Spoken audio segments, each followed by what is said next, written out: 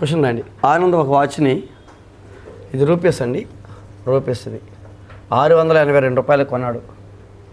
682 రూపాయలకు కొన్నాడు. ఇందులో ప్రకటన వెలపై 10% కలిసి ఉంది. అయితే ప్రకటన వెల ఎంత? ఒక వాచ్ని 682 రూపాయలకు కొన్నాడండి. అందులో ప్రకటన వెలపై గల 10% పన్ను కలిసి ఉంది. ఈ పన్ను కూడా దీంట్లోనే కలిసి ఉందండి. సో ఇక్కడ మనకి ఎప్పుడైతే ప్రకటన వెల ఇచ్చాడో టెర్మినాలజీ కావాలి. ఎంపీ అంటే మార్కెట్ ప్రైస్. మార్కెట్ ప్రైస్ అంటే ప్రకటన వెల. సో ఎస్పీ అండి. ఈ ఎస్పీ అంటే సెల్లింగ్ ప్రైస్. సెల్లింగ్ ప్రైస్ అంటే అమ్మకపు వెల.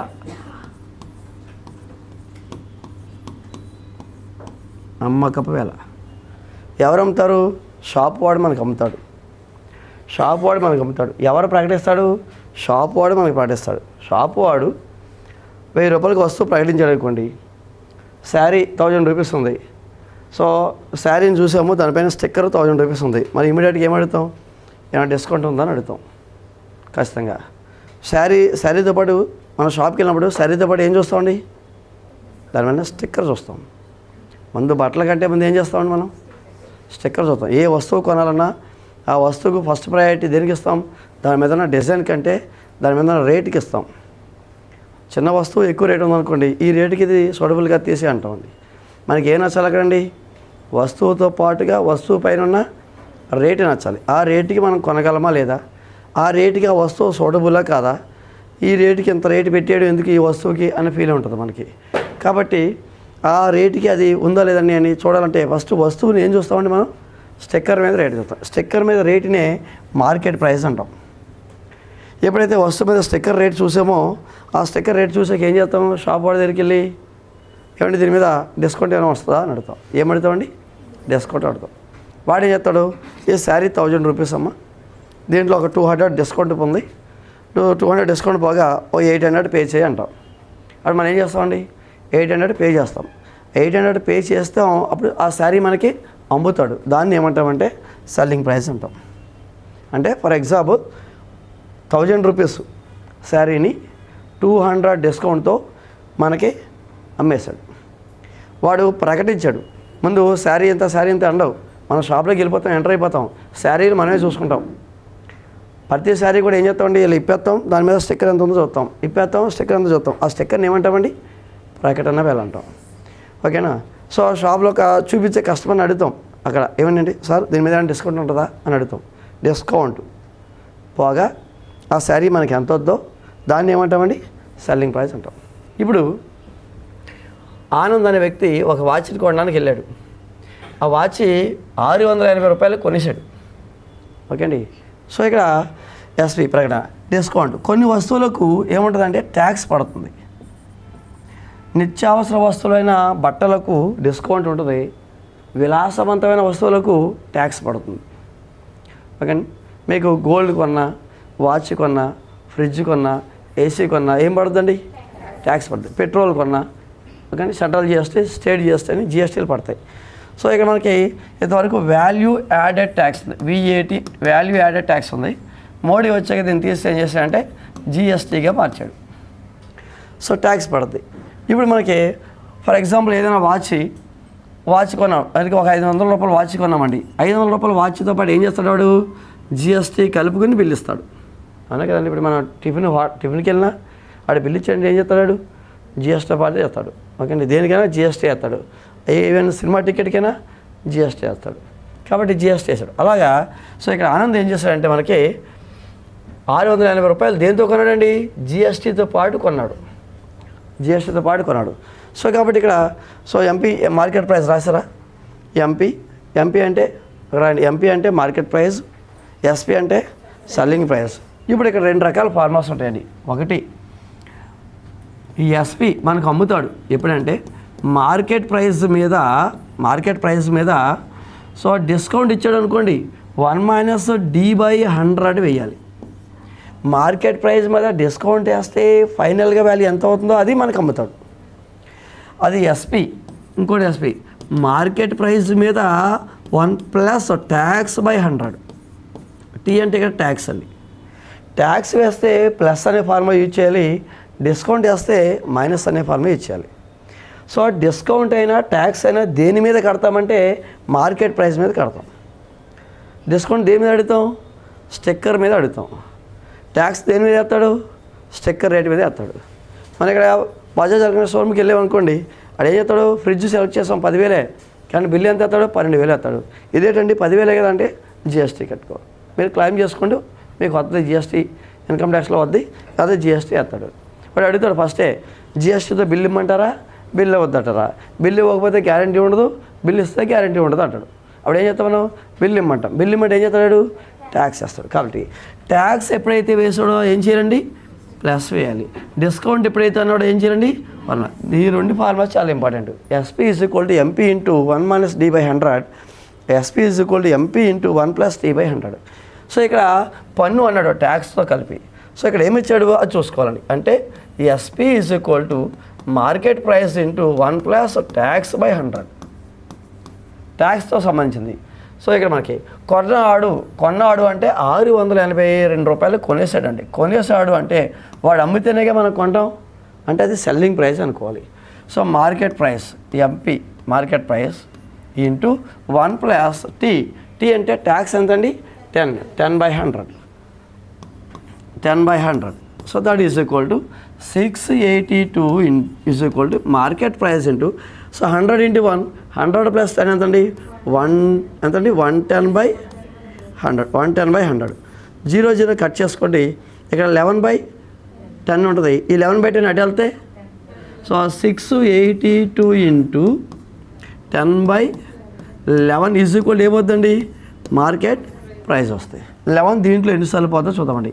సో 6 × 11 66, ఇంకా 2 ఉంటుంది, 2 × 11 22. సో కాబట్టి 62 × ఎంతండి? 10 is equal to market price. Therefore market price is equal to 620, 620 రూపాయలు. అంటే 620 రూపాయలు ఉన్న ఒక వాచ్ని వాడు 10% ట్యాక్స్ చేసి 680 రూపాయలు బిల్ వేసాడండి. So market price 620, third option అండి.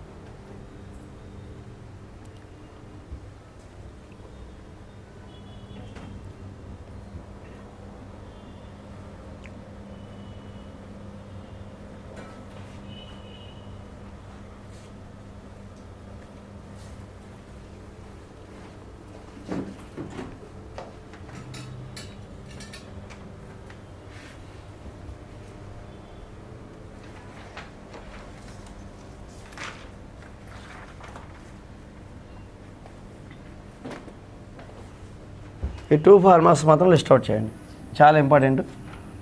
ట్యాక్స్ ఉన్నప్పుడు ఏం చేయాలి, డిస్కౌంట్ ఉన్నప్పుడు ఏం చేయాలి. ఓకే, సెకండ్ క్వశ్చన్ నుంచి కంటిన్యూ అవుతుంది. Okay, second question. ట్రెపీజియం ఆకారంలో ఉన్న ఒక పొల వైశాల్యం 240 చదరపు మీటర్లు. 2 సమాంతర భుజాల మధ్య దూరము 15 మీటర్లు మరియు ఒక సమాంతర భుజం యొక్క పొడవు 20 మీటర్లు అయినచో రెండవ సమాంతర భుజం యొక్క పొడవు ఎంత అన్నాడు. ఒకసారి ఒక ట్రెపీజియం ఆకారంలో ఉన్న పొల వైశాల్యం అండి. పొల వైశాల్యం 240 చదరపు మీటర్లు లెక్క నోట్ చేయండి. ఒక ట్రెపీజియం ఆకారంలో ఉన్న పొల వైశాల్యము 240 చదరపు మీటర్లు. 2 సమాంతర భుజాల మధ్య దూరము 15 మీటర్లు. 15 మీటర్లు అండి. మరియు ఒక సమాంతర భుజం యొక్క పొడవు 20 మీటర్లు, 20 మీటర్స్ అండి. అయినా సో రెండవ సమాంతర భుజం యొక్క పొడవు ఎంత అన్నాడు.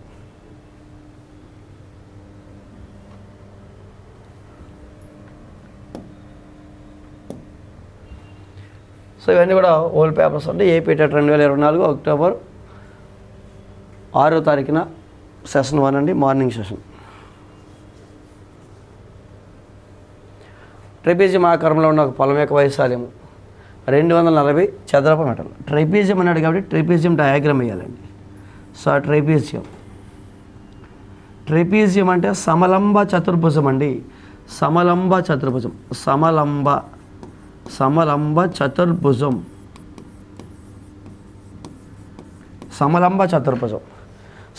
చతుర్భుజంలో ఈ భుజాలు సమాంతర భుజాలు 2 ఉంటాయండి. సమాంతర భుజాలు 2. సమలంబ చతుర్భుజ ఆకారం ఎలా ఉంటుంది? పైన కింద 2 సమాంతర భుజాలు ఉంటాయి. ఏ అనేది బి అనేది 2 సమాంతరంగా ప్యారలల్గా ఉంటాయండి. మరియు ఈ సమాంతర భుజాల మధ్య దూరము హెచ్ అయినట్లయితే దీని యొక్క వైశాల్యం అండి, వైశాల్యము ఎవరి వైశాల్యం అండి? సమలంబ చతుర్భుజ వైశాల్యం అంటే ట్రెపీజియ వైశాల్యం formula is equal to, so ఇక్కడ ట్రెపీజియ వైశాల్యం formula ½ into H into A plus B అవుతుంది. ½ into H into A plus B. Area is equal to, so therefore area is equal to ½ into H into A plus B. So సమలంబ చతుర్భుజ వైశాల్య formula ½ into H into A plus B. ఇప్పుడు రాస్తాం. Area is equal to ½ into H into A plus B. దీంట్లో ఏమి ఇచ్చాడంటే area value ఇచ్చేసాడు 240. Area 240 is equal to 1/2 into so ఇక్కడ 2 సమాంతర భుజాల మధ్య దూరం అండి. అంటే సమాంతర భుజాల మధ్య దూరం అంటే ఎవరండి? హెచ్ అండి. 2 సమాంతర భుజాల మధ్య దూరం హెచ్ అండి. హెచ్ వాల్యూ 15 ఇంటూ, సో ఇక్కడ 2 సమాంతర భుజాల్లో ఒకటి ఏ ఒకటి బి. 2 సమాంతర భుజాల్లో సో ఒక సమాంతర భుజం యొక్క పొడవు ఇచ్చాడు ఎంతండి? 20. అంటే ఏ ఈజ్ ఈక్వల్ టు 20 అనుకుందామండి. 20 అనుకుందాం. బి వాల్యూ కడదామండి. సో 20 ప్లస్ బి కావాలి. ఇప్పుడు మనకు కావాల్సింది ఏంటంటే బి వాల్యూ కావాలి. కాబట్టి 2ని ఇలా తీసుకెళ్దామండి. 2 ఇంటూ 240 ఎంతండి? 480 is equal to 15 into 20 plus B. 15 మళ్ళీ ఇలా తీసుకెళ్ళండి. సో ఇక్కడ మనకి 480/15 is equal to 20 plus B. ఈ 15 దీంట్లో ఎన్నిసార్లు పోతే చూద్దామండి. 15 48లో 3 సార్లు పోద్ది. 3 15లో 45. 45 అంటే ఇంకెంత ఉంటుంది? 3 ఉంటుంది. 30 అంటే 2 15లో 30. కాబట్టి 32 is equal to 20 plus B is equal to, so B కావాలి కాబట్టి 20 రెడీ తీసుకెళ్ళండి. 32 minus 20, therefore B is equal to ఎంతండి? 12. So B value 12. రెండవ భుజం యొక్క పొడవు అడిగాడు. రెండవ భుజం యొక్క పొడవు సో 12 అండి, థర్డ్ ఆప్షన్. సో డయాగ్రామ్ వేయండి, ఫార్ములా నోట్ చేయండి, సమ్ చేసుకుంటే రండి.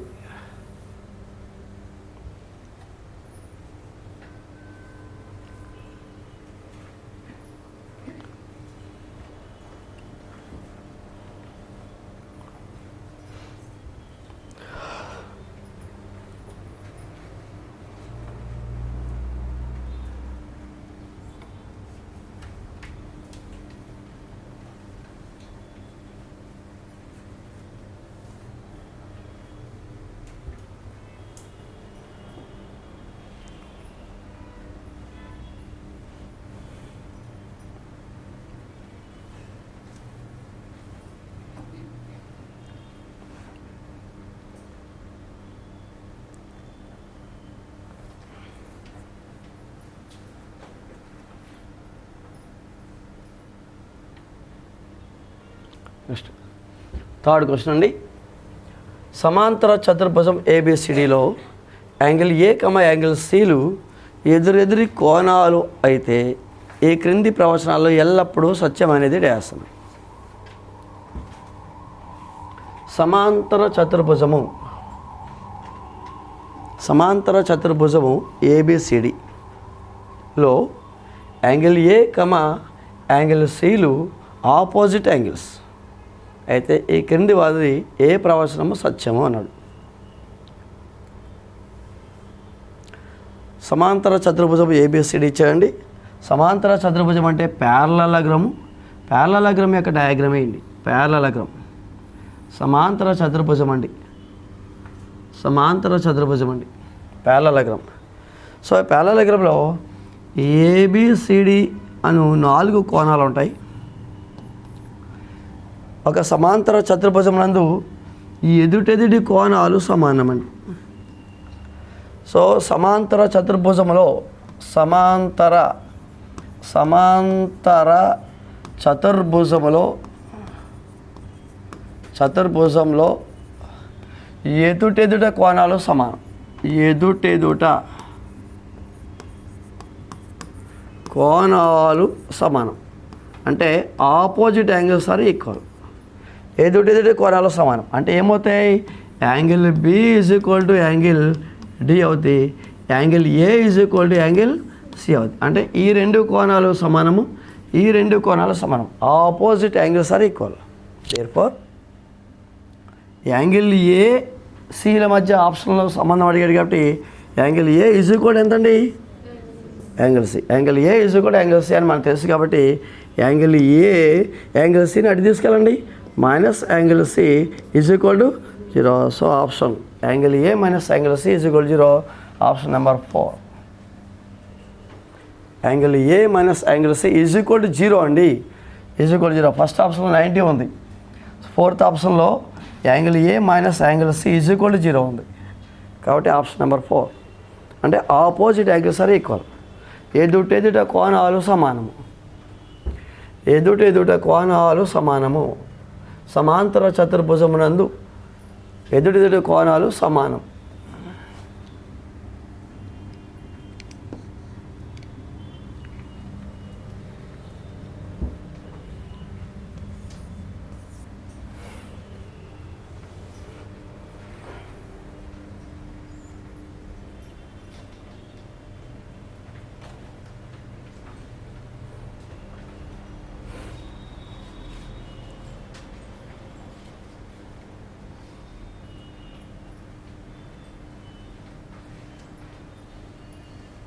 సో 2 పాయింట్లు రాయాలి. Angle B is equal to angle D అవ్వాలి, angle A is equal to angle C అవ్వాలి.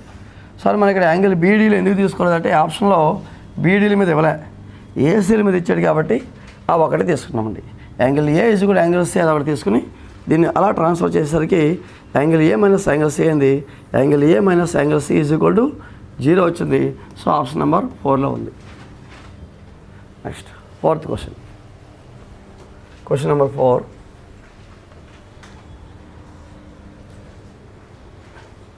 9x square y square into 3z minus 24 is divided by 27xy into z minus 8.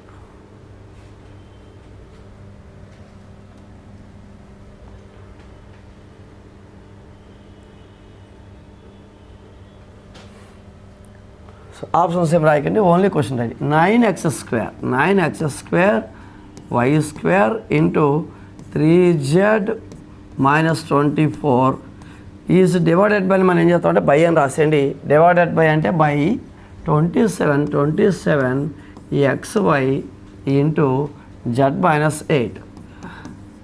So that is equal to 9 into ఇక్కడ X square ఏం రాస్తున్నానంటే X into X రాయండి, y square ఏం రాస్తున్నానంటే why into why రాయండి. X square ఏమో X into X రాయండి, why స్క్వేర్ని why into why రండి. ఇదిగో 3z minus 24లోంచి 3 common తీయండి. సో 3 కామన్ తీసామనుకోండి, 3z మైనస్ 24 నుంచి 3 కామన్ తీస్తే z ఉంటుంది ఇక్కడ. సో ఇక్కడ 3 అనేది 24లో ఎన్నిసార్లు పోతుంది? 8 టైమ్స్ పోతుంది. బై డినామినేటర్లో 27 into X into Y into z minus 8 ఉంది. ఇప్పుడు న్యూమరేటర్లో z మైనస్ 8 క్యాన్సిల్ అయిపోద్ది, ఎక్స్ క్యాన్సిల్ అయింది, ఒక వై క్యాన్సిల్ అయిపోయింది. మళ్ళీ 3 9 ఎంత అండి? 3 ఇంటూ 9 27. ఈ 3 9 27 క్యాన్సిల్ అయింది. అప్పుడు ఇక డినామినేటర్లో ఏం మిగలేదు, న్యూమరేటర్లో ఏం మిగిలిందండి? ఒక ఎక్స్ మిగిలింది, ఒక వై మిగిలింది. X into Y is the answer. 4th option, option number 4 అండి.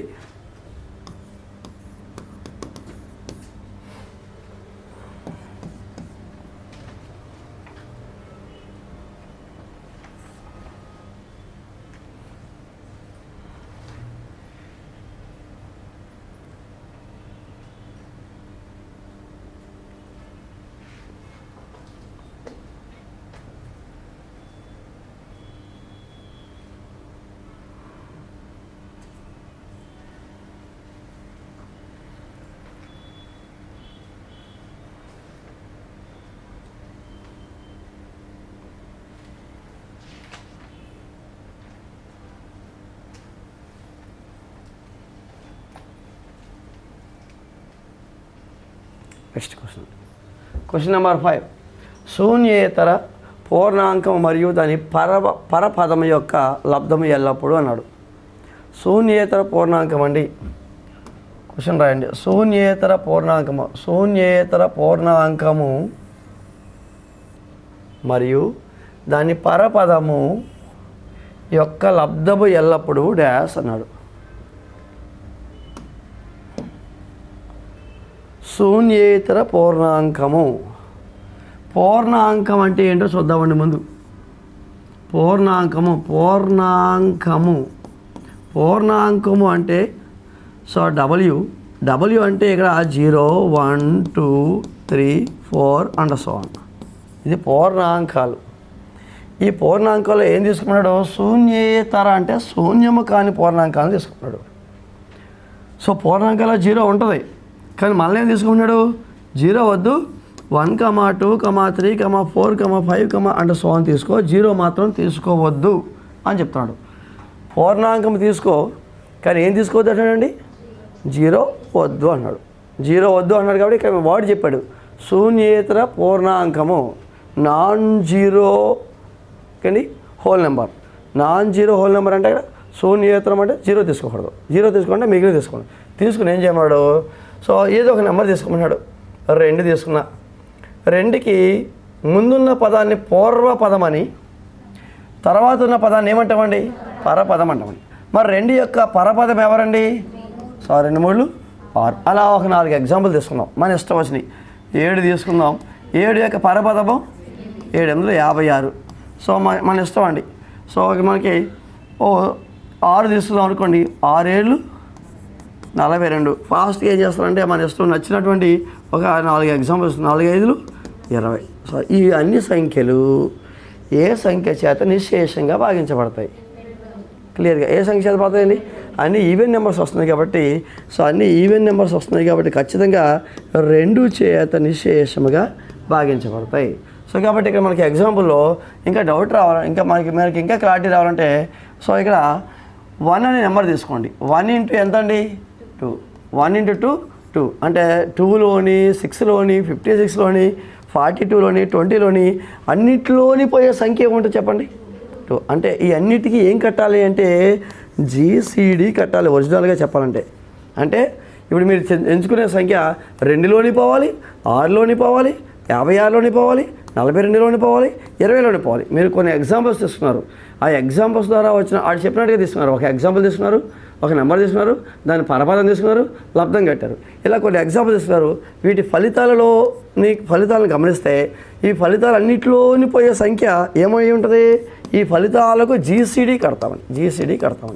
ఆ జీసీడీ ఎంత అయి ఉంటుందండి? 2. కాబట్టి 2 అంటే 2 పోతుంది. కాబట్టి ఇవన్నీ ఏమవుతాయండి? సరి సంఖ్యలు అవుతాయి. సో సరి సంఖ్యలు. Option number 1.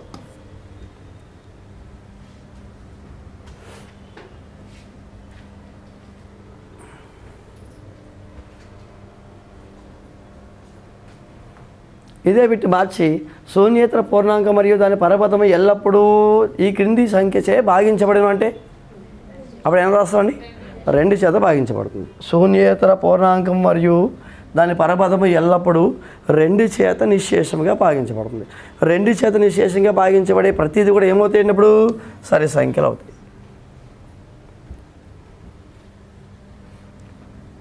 ఇవి మన ఓన్గా తీసుకునే ఎగ్జాంపుల్స్. నేను తీసుకున్నట్టే కాదు, మీ నచ్చినవి తీసుకోవచ్చు, ఏమైనా తీసుకోవచ్చండి. తీసుకుని అన్నింటిలోని ఎలా వస్తున్నాయో గమనిస్తాం. ఈవెన్ నెంబర్స్ వస్తున్నాయి లేదా 2 చేత నిశ్శేషంగా భాగించబడతాయి.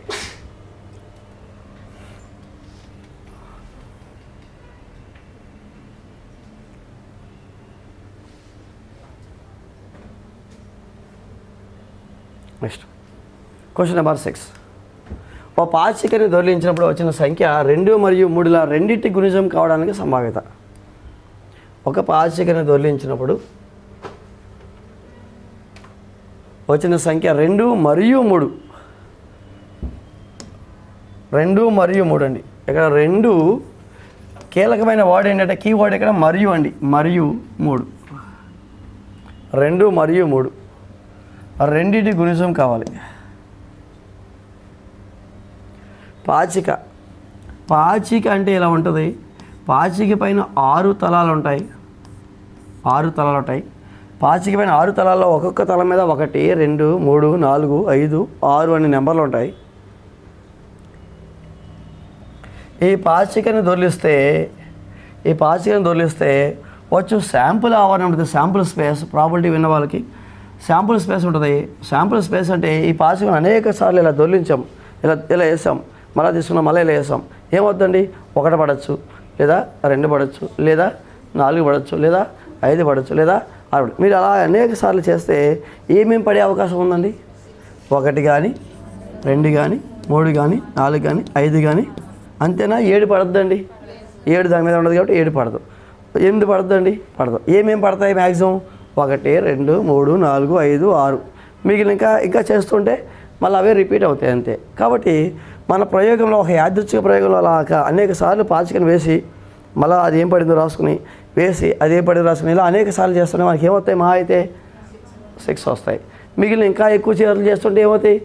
రిపీట్ అవుతాయి. సో ఇలా మనకి యాదృచ్ఛిక ప్రయోగం చేస్తూ ఉంటే ఆ యాదృచ్ఛిక ప్రయోగంలో వచ్చి విభిన్న ఫలితాలను ఏమంటామంటే శాంపుల్ ఆవరణం అంటామండి.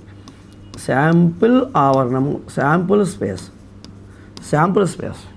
ఇప్పుడు ప్రాబబిలిటీ మీకు ఆన్సర్ రావాలని అంటే ప్రాబబిలిటీలో ఒక లవము ఒక హారము వేయాలి. ఒక లవాన్ని ఒక హారాన్ని వేయాలి.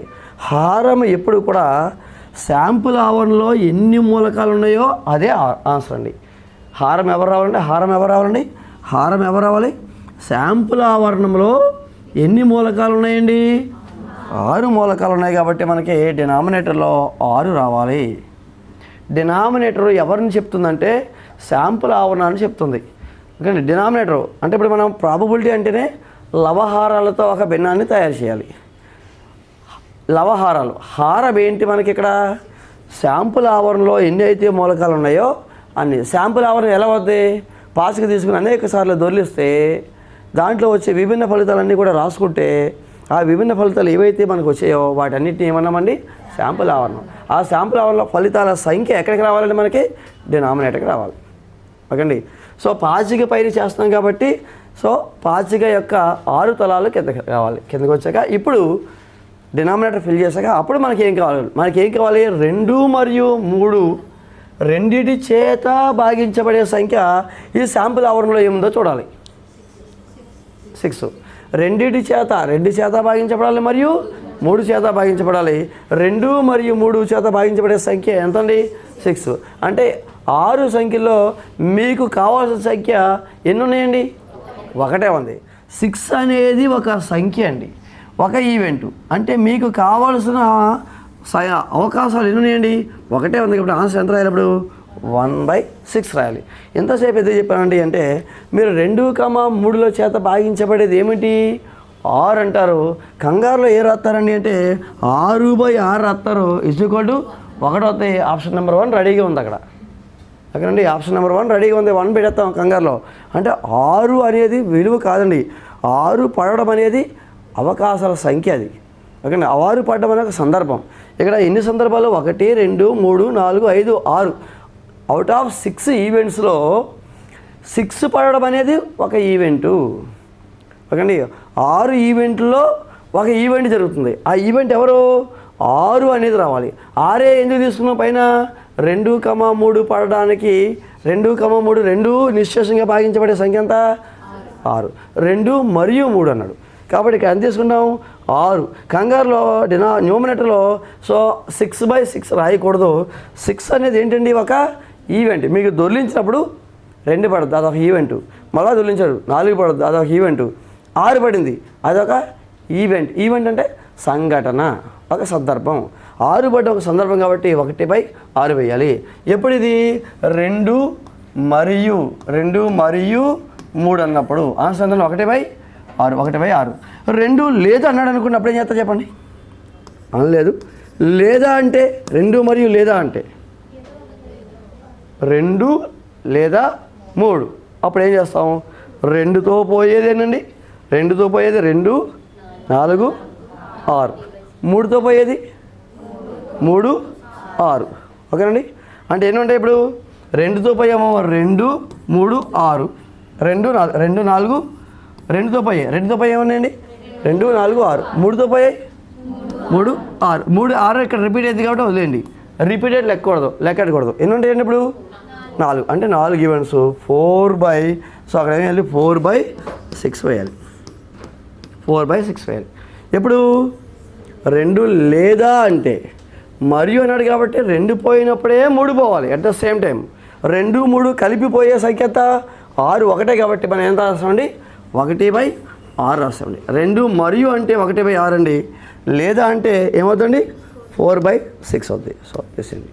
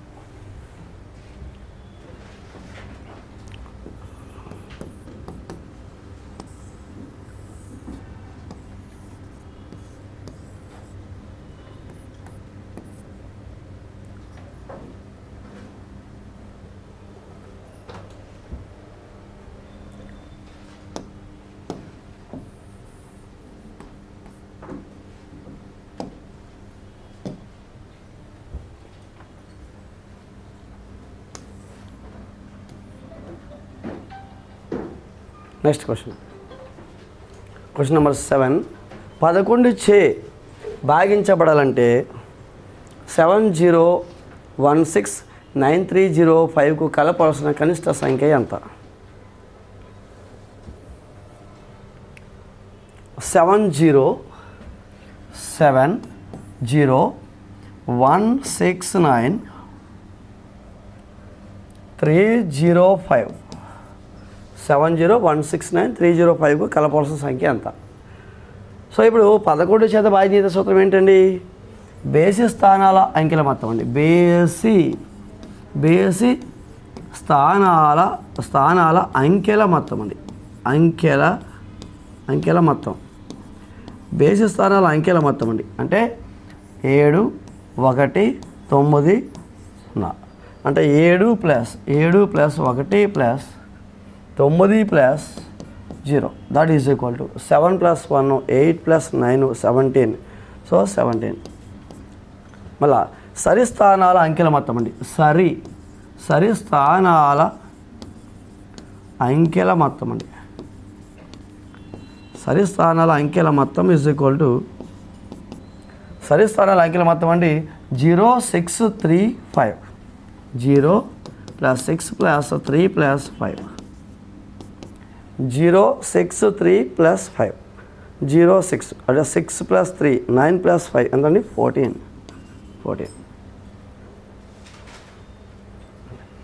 ఇప్పుడు 11 చేత భాజనీయత సూత్రం ఏంటండి? బేసి స్థానంలోని అంకెల మొత్తము సరి స్థానంలో అంకెల మొత్తంలో భేదం ఎంత రావాలండి? 0 కానీ 11 కానీ 12 కానీ 22 కానీ ఇలా రావాలి మనకి. ఇప్పుడు సో ఇక్కడ 17 ఉంది, ఇక్కడ 14 ఉంది. మొత్తం మీద 1ల స్థానంలో అంకె ఎక్కడ వచ్చింది? సరి స్థానంలో అంకె దగ్గరికి వచ్చింది, అవునా కదండి? 1ల స్థానంలో అంకెకు సో ఇక్కడ ఫర్ ఎగ్జాంపుల్ మనం ఇక్కడ 3 కలిపేమనుకోండి. 1ల స్థానంలో అంకెకు 3 కలపడం ఎక్కడ కడతామండి? కింద పెట్టి 3 యాడ్ చేసాం అనుకోండి. అప్పుడు ఇది ఎంత అవుద్దండి? దీనికి 1ల స్థానంలో అంకెకు 3 కలిపితే ఎంత అవుద్దండి? 8 అవుద్ది. అప్పుడు టోటల్ ఎంత అవుద్దండి? ఎంత అవుతుంది? 17 అవుతుంది, అవునా కదండి? ఇక్కడ 5కి 3 కలిపితే ఎంత అవుతుంది? 8 అవుతుంది. 8 + 3 11 + 6 17. అంటే ఇక్కడ 17 అయితే 17 నుంచి 17 పోతే ఏమైపోతుంది? అంటే ఇక్కడ 0 రావాలి అంటే 11 చేత భాజనీయత సూత్రం వర్తింపజేయాలంటే 0 రావాలి కాబట్టి ఇక్కడ ఎంత కలపాలండి? 3 కలపాలి. ఇక 3 అంటే ఎక్కడ కలుపుతాం? ఒక సంఖ్యకు ఇది పెద్ద సంఖ్య ఉందండి. ఈ పెద్ద సంఖ్య 3 కలపాలంటే ఎక్కడ కలుపుతాం? 5 కింద పెడతాం, అదే కదండి? అంటే ఈ సంఖ్యకు ఎంత కనిష్ట సంఖ్యను కలపాలండి? మనం 3 కలపాలి. సో కాబట్టి ఇక్కడ చూసుకుంటామండి. ఇక్కడ 17 ఉంది, కింద 14 ఉంది. అంటే ఇక్కడ 3 కలిపితే 17 - 17 ఏమవుతుంది? 0 అవుద్ది. అంటే ఎంత కలపాలండి? మనం 3 కలపాలి, +3 కలపాలి. 11 చేత భాగించబడాలంటే 70169305కు కలపవలసిన కనిష్ట సంఖ్య ఎంతండి అంటే సో 3.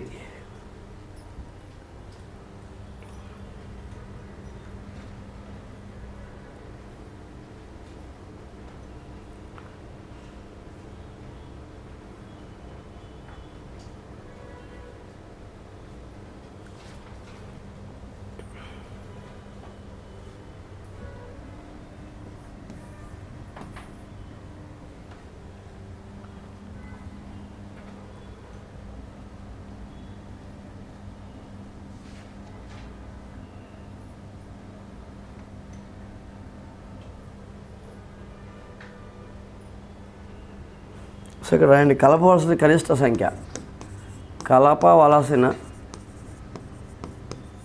కనిష్ట సంఖ్య 3. కలపవలసిన కనిష్ట సంఖ్య 3. Next question number 8. ఒక జత పూరక కోణాల కొలతల్లో వ్యత్యాసం 24 అయినా ఆ కోణాలు ఎంత? ఒక జత పూరక కోణాల కొలతలలో వ్యత్యాసం 24 అయితే ఆ కోణాలు ఎంత? పూరక కోణాలు ఇచ్చాడండి.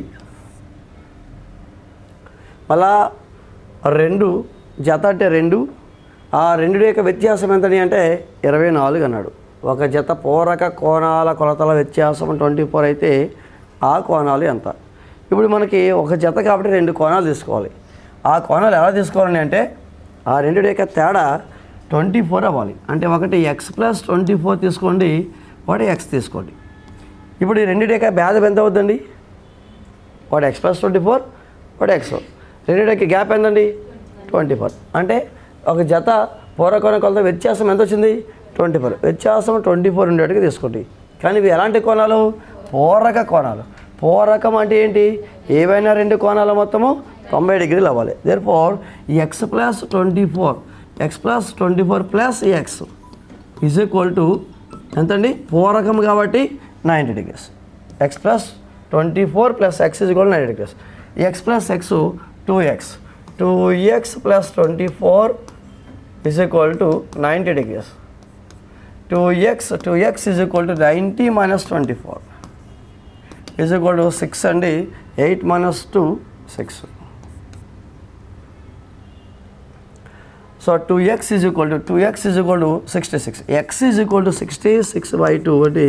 So that is equal to 33. x value ఒకటి, x వాల్యూ 33. ఒకటి కోణం x అనుకున్నాం, రెండవ కోణాన్ని x+24 అనుకున్నామండి. సో కాబట్టి x+లో 33 రాయండి +24 ఈజ్ ఈక్వల్ టు సో 67. అంటే ఆ కోణాలు 33 ఒకటి ఎంతండి? 57 అండి. ఓకే 57. ఓకే సరే 57. ఓకే 33 + 7 ఓకే అండి. సో ఎంత వచ్చింది మనకండి? 57. 33, 57.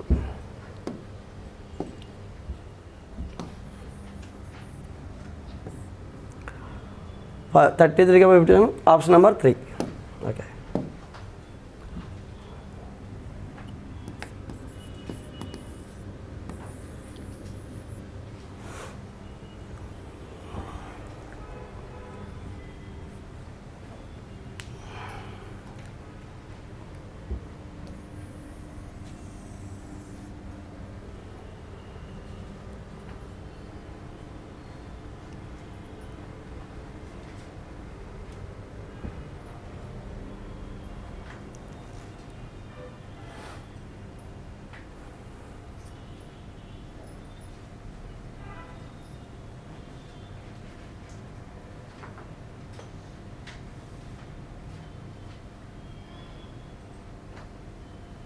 నెక్స్ట్ అండి క్వశ్చన్ నెంబర్ 9.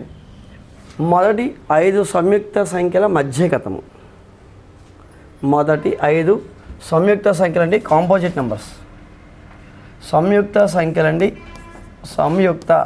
సంయుక్త సంఖ్యలు అంటే కాంపోజిట్ నెంబర్స్ అండి. Composite numbers. So composite numbers ఎక్కడి నుంచి స్టార్ట్ అవుతాయో చూసుకోవాలి. ప్రధాన సంఖ్యలు కాదు, కాంపోజిట్ నెంబర్స్ అండి. 1 సంయుక్త సంఖ్య కాదు, ప్రధాన సంఖ్య కాదు. 2 ప్రధాన సంఖ్య తీసేయండి. 3 ప్రధాన సంఖ్య తీసేయండి. 4 అనేది ప్రధాన సంఖ్య కాదు, ఏమది? సంయుక్త సంఖ్య. మొట్టమొదటి సంయుక్త సంఖ్య 4. 5 ప్రధాన సంఖ్య తీసేయండి. తర్వాత 6, తర్వాత 7 ప్రధాన సంఖ్య తీసేయండి. 8 సంయుక్త సంఖ్య, 9 సంయుక్త సంఖ్య, 10 సంయుక్త సంఖ్య. సో కాబట్టి మొదటి 5 సంయుక్త సంఖ్యల యొక్క మధ్యగతం అంటే ఎవరండి? మీడియం. సో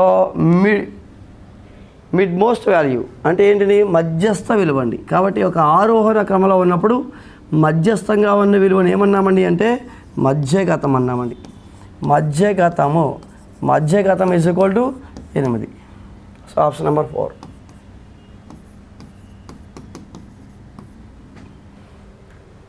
సంయుక్త సంఖ్యలు ఒక 5 రాసుకోవడం. అవి ఆల్రెడీ ఒక ఆరోహణ క్రమంలో ఉన్నాయండి. ఆరోహణ క్రమంలో ఉన్నప్పుడు సో మిడిల్ మోస్ట్ వాల్యూ లేదా మధ్యస్థంగా ఉన్న విలువను మధ్యగతం అన్నామండి. మధ్యగతం ఈజ్ ఈక్వల్ టు 8.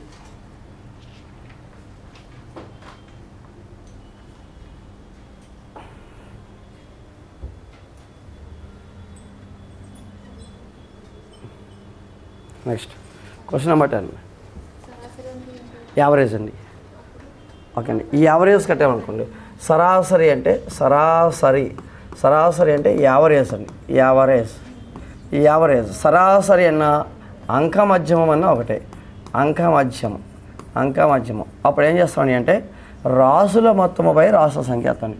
రాసుల మొత్తం బై రాసుల సంఖ్య వేస్తాం. రాసుల సంఖ్య అంటే వాటిని టోటల్ చేసేసి 4 + 6 + 8 + 9 + 10 వేసేసి బై 5 వేస్తాం. అది సరాసరి లేదా అంకమధ్యమం. సో 3 రాసులు ఉన్నాయి ఇక్కడ. మళ్ళీ బాహుళకం అండి. బాహుళకం అంటే ఏంటి? ఎక్కువగా రిపీట్ అయ్యేదని బాహుళకం అంటామండి. అండి రాసుల మొత్తం రాసుల సంఖ్య అయితే సరాసరి అండి. ఒక ఆర్డర్లో పెట్టి మిడిల్ మోస్ట్ వాల్యూ కనుగొంటే మధ్యగతం అది. సో ఇక్కడ మధ్యగతం ఒకటి అడిగాడు కాబట్టి మనం అదొకటే చేస్తామండి. నెక్స్ట్ క్వశ్చన్ రాయండి. 11 సెంటీమీటర్ల భుజముగా గల ఘనం యొక్క ఘన పరిమాణం కావాలి. ఘనం అంటే క్యూబ్. అండి. క్యూబ్. సో ఈ ఘనానికి పొడవు ఎంత ఉంటుందండి? ఎల్లో ఉంటుందండి. ఎల్ పొడవు ఉంటుంది. సో ఘన పరిమాణం అండి. ఘన పరిమాణం కావాలి. ఘన పరిమాణం is equal to L cube. So ఘనపరిమాణం ఎల్ అంటే ఏంటండి? భుజం ఎంత ఇచ్చాడండి? 11 ఇచ్చాడు. That is equal to L అంటే భుజం అండి. భుజము 11 ఇచ్చాడు. 11 క్యూబ్. సో మల్టిప్లై చేస్తే ఎంత అండి? 1331 వస్తుంది. 11 క్యూబ్ అంటే 11 × 11 × 11.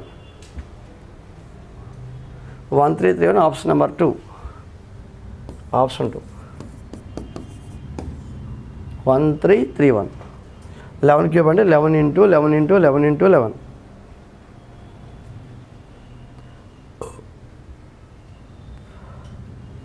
మల్టిప్లై చేసుకోండి. 11 × 11 × 11. 11 11 121 × 11. కాబట్టి 121 121 1331.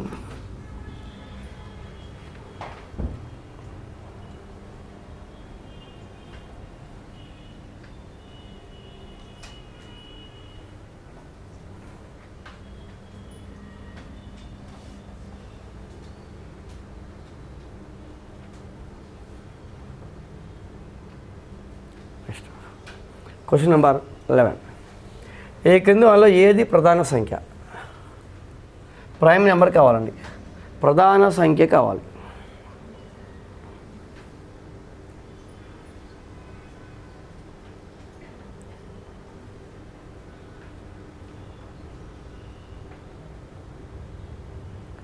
ఈ క్రింది వాళ్ళలో ఏది ప్రధాన సంఖ్య? యాక్చువల్గా ప్రధాన సంఖ్య అంటే మనం ఈజీగా చెప్పవచ్చు 100 లోపు కాబట్టి ఎంతండి? 90 ఏదో ఉందో చెప్పండి. 97 ప్రధాన సంఖ్య 97. ఒకవేళ చెప్పలేని పక్షంలో 81 is divided by 6. 6తో భాగించండి. 1 6 శాసం ఎంతండి? 20. శాసం 2 కాబట్టి 1 దించుకోండి. 3 6 18. శాసం ఎంతండి? ఇక్కడ 3 వచ్చింది. శాసం 3 వచ్చింది. నెక్స్ట్ 87ని 6 చేత భాగించండి. అంటే మీకు తెలియని సంఖ్య వస్తే 3 డిజిట్ కానీ 4 డిజిట్స్ కానీ ఎక్కడైనా వచ్చినాయి అనుకో, అప్పుడు ఏం చేయాలంటే 6 చేత భాగించుకోవాలి. 1 6 2 చేత భాగించండి. 27. మళ్ళీ ఏమవుతుంది? 4 6 24. శాసం ఎంతండి? 3. సో ఇక్కడ మనకి 91ని 6 చేత భాగించండి. అంటే 1 6 శాసం 3. సో 1 5 6 ఎంతండి? 5 6 30. ఎంతండి? 1. శాసం ఎంతండి? 30. 1 ఎంతండి? శాసం ఎంత వచ్చిందండి? 30. శాసం ఎంతండి? ఒకటే కదండి, ఓకే. మళ్ళీ 97ని సో ఇక్కడ మనకి 6 చేత భాగించండి. ఒక 6 శాసబోర్డు 37, 6 6 36 శాసం 1. మీకు ఏదైనా జనరల్గా అయితే 100 లోపు అయితే మనం ఈజీగా చెప్పవచ్చు. ఒకవేళ 3 డిజిట్ కానీ 4 డిజిట్ కానీ వచ్చినప్పుడు ఏం చేయాలంటే ఆప్షన్ లేవు, 6 చేత భాగించుకోవాలి. 6 చేత భాగించుకుంటే మ్యాక్సిమం మీకు అంటే ఎగ్జాక్ట్గా చెప్పలేం కానీ మ్యాక్సిమం మీకు 6 చేత భాగించినప్పుడు శాసము 1 కానీ 6 చేత భాగించినప్పుడు శాసము 5 కానీ వస్తుంది. శాసము 1 కానీ శాసము 5 కానీ వచ్చేవి 90%, 100% లేదు, 90% ప్రధాన సంఖ్యలు. ఇవి శాసం 1 కానీ 5 కానీ రానివి ఖచ్చితంగా 100% ప్రధాన సంఖ్యలు కావు. మరొకసారి వినాలి, శాసం 1 కానీ 5 కానీ రాలేదనుకోండి, అవి 100% ప్రధాన సంఖ్యలు కావు. శాసం 1 కానీ 5 కానీ వచ్చినవి అవి 100% ప్రధాన సంఖ్యలు అవుతాయని చెప్పలే, కానీ ప్రధాన సంఖ్యలు కావచ్చు. ఓకే అండి, కావచ్చు, 90% కావచ్చు అని పెట్టుకుంటాం. అప్పుడు ఎలిమినేషన్ చేస్తాం. ఏమని? సో రిమైండర్ ఎంత వచ్చిందండి? 3. రిమైండర్ ఎంత వచ్చిందండి? 3. రిమైండరు 1 కానీ 5 కానీ కాకుండా వేరే ఏదైనా వస్తే ఆ ఆప్షన్ ఏం చేస్తాం మనం? ఎలిమినేట్ చేస్తాం. రిమైండర్ 1 కానీ 5 కానీ వచ్చిన ఆప్షన్ 2 పక్కన పెట్టుకొని ఇప్పుడు దీంట్లో చూస్తాం, దీంట్లో ఏదైనా టేబుల్ పోతుందేమో చూస్తాం. దీంట్లో ఏదైనా టేబుల్ పోతుందేమో చూస్తామండి. దీంట్లో ఏ టేబుల్ పోతుంది? 13 టేబుల్ ఎన్నిసార్లు? 7 సార్లు పోతుంది.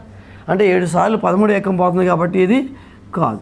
అప్పుడు ఏం చేస్తాం? దీనికి ఆప్షన్కి వస్తాం. ఇది ఒక పద్ధతి. ఎప్పుడంటే ఇది అత్యంత కీలకమైన బిట్టు. 3 డిజిట్ ఇచ్చినప్పుడు 4 డిజిట్ ఇచ్చినప్పుడు ఒక బిట్ ఇచ్చాడు. ఏమని అంటే ఏవైనా 3 వరుస సంఖ్యలతో ఏర్పడే సంఖ్యను ఈ క్రింద వల్ల ప్రధాన సంఖ్య ఏది? 2 3 4 పోయినసారి ఇచ్చింది 5 4 5 6 4 5 6 7 4 5 6 7 8 అని ఇచ్చాడు. మరి అది ప్రధాన సంఖ్యను ఎవరికైనా పెట్టగలరు? అంత పెద్ద ప్రధాన సంఖ్యలు బట్టి కొట్టి మనం ఉండలేము. కాబట్టి అప్పుడు ఏం చేయాలండి? 6 చేత భాగాహారం చేస్తూ కొన్ని ఆప్షన్లు మనం ఎలిమినేట్ చేయాలి. సో కాబట్టి ఇక్కడ 6 చేత భాగాహారం చేసినప్పుడు 1 కానీ 5 కానీ శాసము రాని ఎడల 100కి 100% అవి ప్రధాన సంఖ్యలు కావు. శాసం 1 కానీ 5 కానీ వస్తే 90% అవి ప్రధాన సంఖ్యలు కావచ్చు. అంటే వాటిలో ఏదో ఒకటి ప్రధాన సంఖ్య ఉంది. కాబట్టి ఇప్పుడు 91, 97లో ప్రధాన సంఖ్య ఉంది. కాబట్టి వీళ్ళిద్దరిలో పక్కనెట్టి మీ ఇద్దరిలో ఎవరు తప్పుకుంటారో అని చెప్పి మనం క్వశ్చన్ చేస్తాం. అప్పుడు సో 91లో ఏం పోతుందో చూసుకుంటామండి, లేదా 97లో ఏం పోతుందో చూసుకుంటాం. 91లో 13 ఏళ్ళు దొరికింది కాబట్టి దీన్ని ఎలిమినేట్ చేసి దీన్ని ఆన్సర్గా ఉంచుతాం. ఇప్పుడు పెద్ద సంఖ్య చూడు, 100 లోపు వస్తే మనం గుర్తుపెట్టేసుకుని మీరు అంటారు, సరే ఎంతసేపు ఎందుకండి 97 మనకు తెలుసు కదండి. అవును, 100 లోపు అయితే తెలుసు.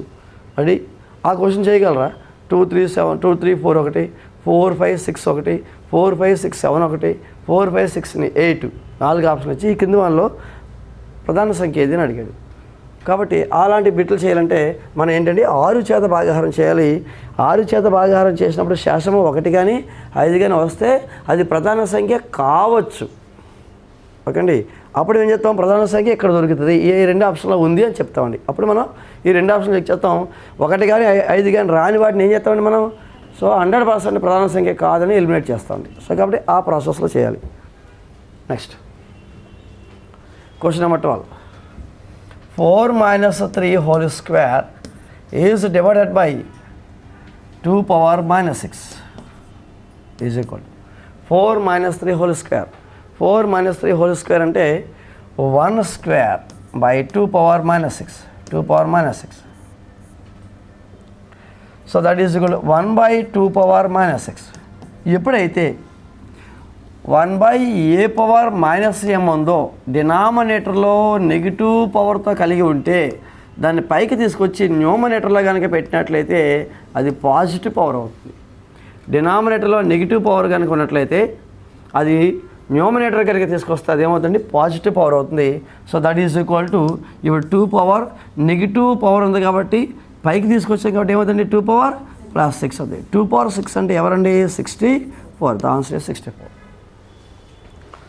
సో ఫార్ములా నోట్ చేసుకోవాలి. 1 by a power minus m is equal to a power plus m.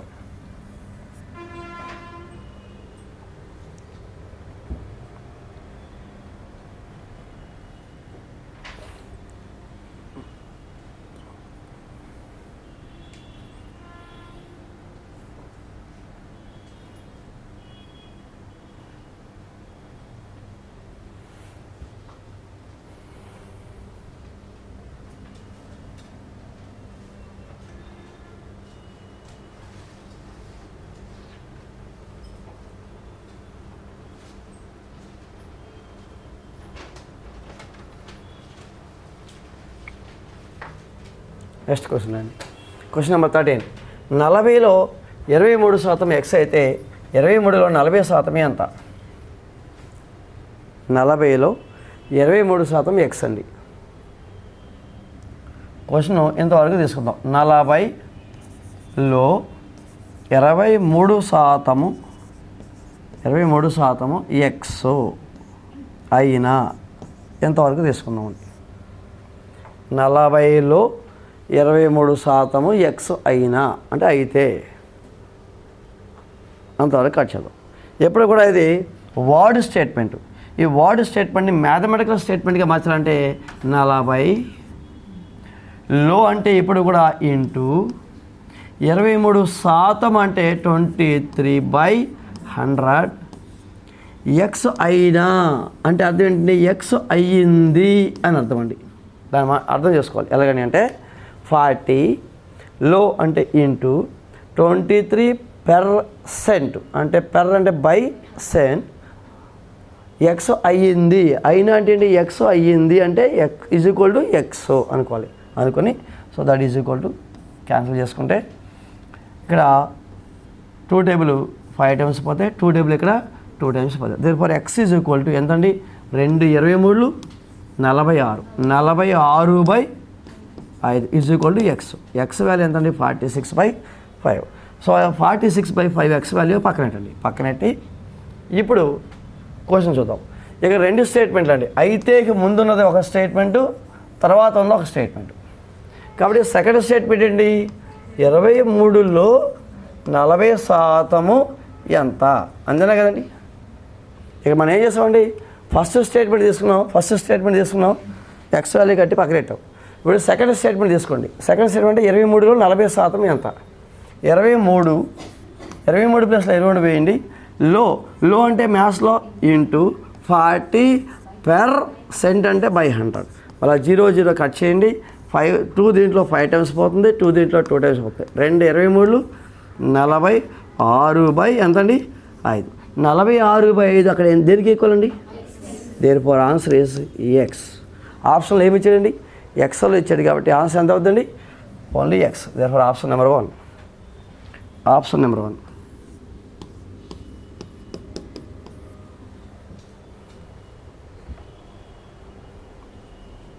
అంటే స్టేట్మెంట్ నెంబర్ 1 ముందు సింప్లిఫై చేయండి. తర్వాత స్టేట్మెంట్ నెంబర్ 2కి వెళ్ళండి. స్టేట్మెంట్ నెంబర్ 1, 2 కంపేర్ చేస్తే అక్కడ 46/5 వచ్చింది, ఇక్కడ 46/5 వచ్చింది. కాబట్టి సో మనకి 46/5 ఈజ్ ఈక్వల్ టు ఎక్స్ అండి.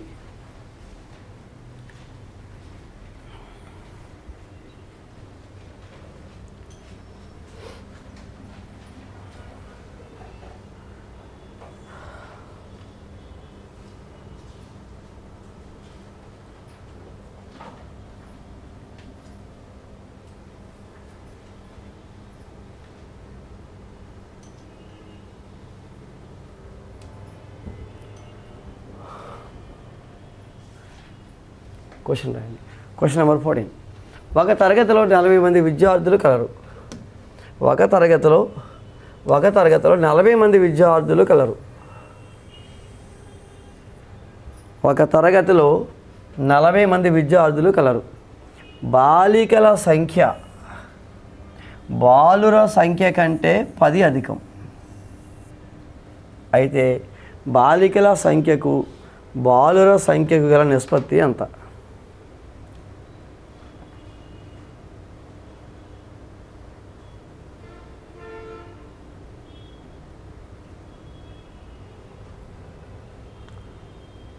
మొత్తం 40 మెంబర్స్ అండి. సో దీంట్లో ఎవరు తక్కువ ఉన్నారండి? బాయ్స్ ఉన్నారా తక్కువ, గర్ల్స్ ఉన్నారండి? ఎవరు తక్కువ ఉన్నారండి? స్టేట్మెంట్ చూసుకోండి. బాలికల సంఖ్య బాలుర సంఖ్య కంటే 10 అధికం. బాలురు తక్కువ, గర్ల్స్ ఎక్కువ అండి. బాయ్స్ తక్కువ, గర్ల్స్ ఎక్కువ. అంటే బాయ్స్ గర్ల్స్ రెండే తీసుకున్నాం. బాయ్స్ని ఎక్స్ అనుకున్నాం అనుకోండి. గర్ల్స్ ఎలా ఉన్నారండి? బాలికల సంఖ్య బాలుర సంఖ్య కంటే 10 అధికం అంటే ఎక్స్ ప్లస్ 10. ఇప్పుడు ఈ రెండింటిని కలిపామనుకోండి, బాయ్స్ ప్లస్ గర్ల్స్ కలిపితే మొత్తం టోటల్ ఎంత అండి? 40 మంది ఉన్నారు. బాయ్స్ గర్ల్స్ మొత్తం విద్యార్థుల సంఖ్య 40 మంది. కాబట్టి బాయ్స్ ఏమో ఎక్స్ అనుకున్నాం, గాల్స్ని ఎక్స్ ప్లస్ 10 అనుకున్నామండి is equal to 40. X plus X 2ex is equal to 10 ఇలాగ వస్తే 40 - 10 అండి, that is equal to 30. 2x is equal to 30. Therefore 2x is equal to 30 అంటే x is equal to 30/2 is equal to 15. x is equal to 15. ఇప్పుడు ఏం కావాలి మనకి? బాలికల సంఖ్య. అంటే ముందు గర్ల్స్ ఏమంటున్నాడు, బాలికలు అంటే గర్ల్స్ ఏమంటున్నాడు, తర్వాత బాలురు అంటే బాయ్స్ ఏమంటున్నాడు. సో ఎక్స్ వాల్యూ మనకి 15 వచ్చింది. బాయ్స్ని ఏమనుకున్నామంటే బాయ్స్ని ఎక్స్ అనుకున్నాం, గర్ల్స్ ఎక్స్ ప్లస్ 10 ఉంది, 10 అధికం కాబట్టి ఎక్స్ ప్లస్ 10 అయింది. బాయ్స్ ప్లస్ గర్ల్స్ టోటల్ ఎంతండి అంటే 40. బాయ్స్ ఏమో ఎక్స్ అనుకున్నాం, గర్ల్స్ ఏమో ఎక్స్ ప్లస్ 10 అయింది. రెండింటిని కలిపితే 40కి ఈక్వల్ చేసాం. ఎక్స్ ప్లస్ ఎక్స్ 2x, ఈ 10 ఇలా వస్తాయి కనుక -10 అయింది. 40 - 10 అంటే 30 అయింది. Therefore x is equal to 30/2 అంటే 15 అయింది. ఇప్పుడు గర్ల్స్ బాయ్స్ యొక్క రేషియో కట్టాలి. ముందు బాలికలు ఆర్డర్ చూసుకోవాలండి, ఆర్డర్ చూసుకోవాలి. ముందు బాలికలు చెప్పాక బాలురు చెప్పాడు కాబట్టి మనం వేసేటప్పుడు కూడా ముందు గర్ల్స్ని వేయాలి, తర్వాత బాయ్స్ని వేయాలి. గర్ల్స్ ఎంతమంది ఉంటారండి అంటే ఎక్స్ ప్లస్ 10 అండి. అంటే ఎంతండి ఎక్స్ వాల్యూ ఎంతండి?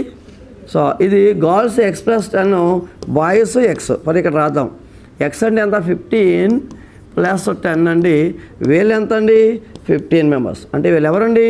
25:15. ఎక్స్ ప్లస్ 10 అండి, ఎక్స్ అండి.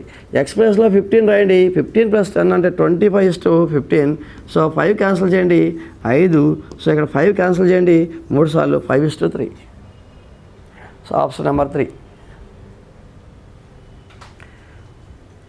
ఆప్షన్ 3 అండి, 5:3.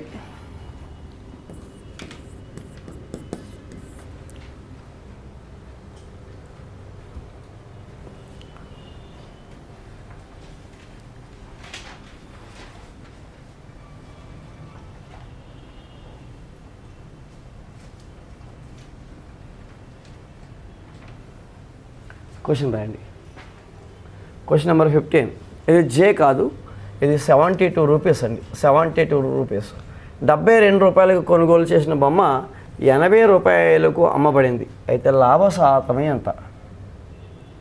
72 రూపాయలకి కొనుగోలు చేసిన బొమ్మ 80 రూపాయలకు అమ్మబడింది. అయితే లాభ శాతం ఎంత? కొనుగోలు చేయడం అంటే సిపి అండి, కాస్ట్ ప్రైస్ 72 రూపాయలు. అమ్మబడింది అంటే సెల్లింగ్ ప్రైస్, అమ్మేశాడు 80 రూపాయలు. కాబట్టి ఇక్కడ లాభం వస్తుంది. లాభం తక్కువ 72 రూపాయలు కొనుక్కొని 80 రూపాయలకు అమ్మేశాడు అంటే లాభం వేసుకోండి కదండి. సో లాభం వేసుకుంటే ఏం చేయాలండి? అమ్మిన వెలలోంచి ఏం తీయాలండి? కొన్న వెల తీసేయాలి. తీసేయండి. అమ్మిన వెల ఎంత? 80 రూపాయలలోంచి 72 రూపాయలు తీసేయండి. ఎంతండి? 8 రూపాయలు లాభం అండి. కానీ వాడు లాభం అడగలే, లాభ శాతం అడిగాడు. లాభ శాత ఫార్ములా లాభము బై ఏమయ్యాలండి? కొన్న వెల వేయాలి. కొన్న వెల ఇంటూ 100. లాభం ఎంతండి అంటే 8 కొన్న వెల ఎంతండి అంటే 72 రూపాయలండి ఇంటూ 100. 8 దీంట్లో 9 సార్లు పోతుంది. 100 ఈజ్ డివైడెడ్ బై 9 అండి. 100 డివైడెడ్ బై 9 అంటే సో 9 100లో ఎన్ని సార్లు పోద్ది? 11 సార్లు పోద్ది.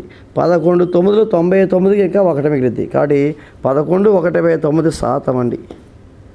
So answer 11/9%. Option number 1.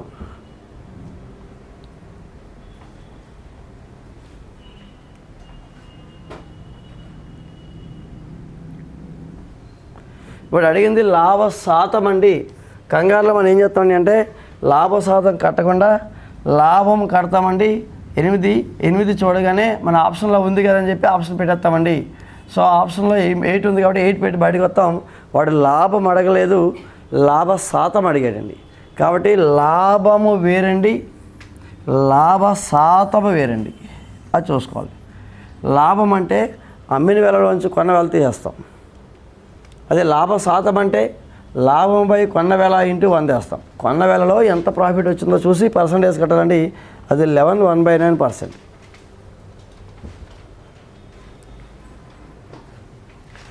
Next question number 16. Rhombus యొక్క కర్ణాల పొడవులు 24 సెంటీమీటర్లు మరియు 38 సెంటీమీటర్లు. దాని వైశాల్యం ఎంత? రాంబస్ యొక్క కర్ణాలు ఇచ్చేయండి. క్వశ్చన్ రాయండి. రాంబస్ను తెలుగులో ఏమంటామండి? సమచతుర్భుజం అండి. సమచతుర్భుజం. సమాంతర చతుర్భుజం వేరు, సమచతుర్భుజం వేరు. సమాంతర చతుర్భుజం అంటే ప్యారలలోగ్రామ్ అండి. దీన్ని సమచతుర్భుజం అంటాడు. ఎందుకు మనం పదాలు గుర్తుపెట్టుకోవాలంటే రాంబస్ అంటే అందరికీ తెలుసు, సమచతుర్భుజం అంటే తెలియదు. ఇంగ్లీష్ వాడు తెలుసు కానీ తెలుగు వాడు తెలియదు. వాడు రాంబస్ వదిలేసి ఒకసారి సమచతుర్భుజం అన్నాడు కొన్ని కన్వే అయిపోతాం. సమచతుర్భుజం అంటే ఏంటా అంటాం. సమచతుర్భుజం అంటేనే రాంబస్ అండి. రాంబస్.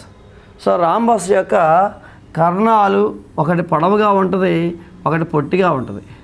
సో ఇక్కడ మనకి పొట్టి కర్ణము, పొడవ కర్ణము.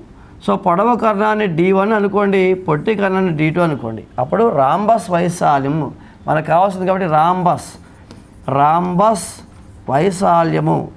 రాంబస్ వైశాల్యం ఈజ్ ఈక్వల్ టు ½ ఇంటూ ఏమవుతుంది? D1 ఇంటూ D2 అవుతుంది. దేర్ఫోర్ ½ ఇంటూ D1 అంటే మొదటి కర్ణం అండి, ఒక కర్ణం 24 అండి, మరో రెండవ కర్ణము 38. కాబట్టి 2 దీంట్లో 12 టైమ్స్ పోతుంది. Therefore 12 into 38. So 12 into 38 multiply చేయండి. 8 రెళ్ళు 16, 8 1 9, 9. 8 రెళ్ళు 16 అండి, 1 8 9, 9. 3 రెళ్ళు 6, 3 1 3. సో 6 5 4 ఎంతండి? 456. సో 456 అంటే ఆప్షన్ నెంబర్ 2. ఆప్షన్ 2.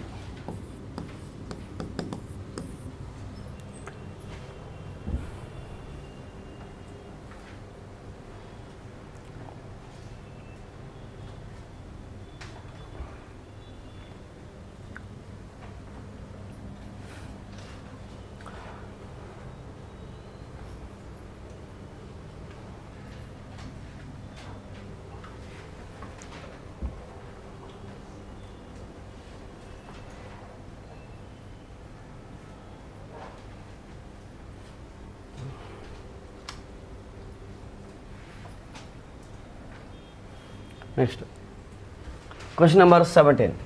సంవత్సరానికి 10% భారీ వడ్డీ రేటుతో 5,000 రూపాయలండి. ఇది జే తీసేయండి. రూపీస్ని జే అని పడింది అక్కడ. 5,000 రూపాయలు పెట్టుబడి పెడితే 3 సంవత్సరాల చివర వచ్చే వడ్డీ ఎంత అన్నాడు. వడ్డీ అడిగాడు ఎంతని.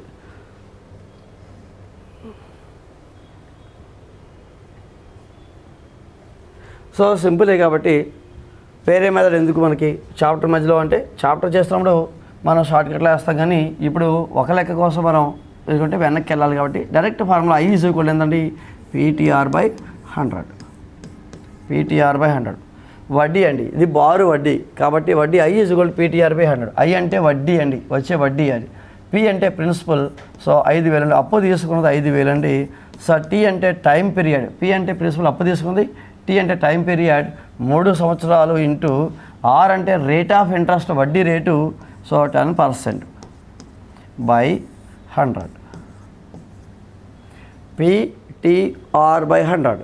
సో కాబట్టి ఇక్కడ 0 కట్ చేసుకుంటే that is equal to 3 150 into 10 అంటే 1,500 అండి.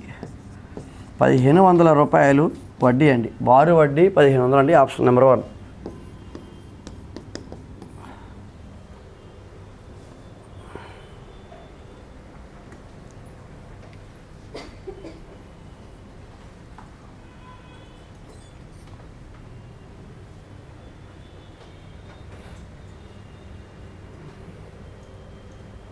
సో ఇది డైరెక్ట్ ఫార్ములా కాబట్టి I ఈజ్ ఈక్వల్ PTR/100 అండి. P value 5,000, T value time అండి, కాలము 3 సంవత్సరాలు, R వాల్యూ 10% అండి, వడ్డీ రేటు.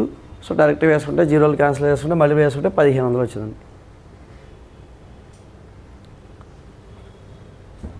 Question number 18. ఒక క్రమ షడ్భుజ యొక్క భ్రమణ సౌష్ఠవ పరిమాణము.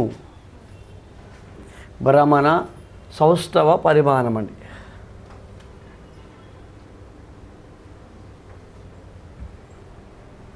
The measure of angular rotation అండి.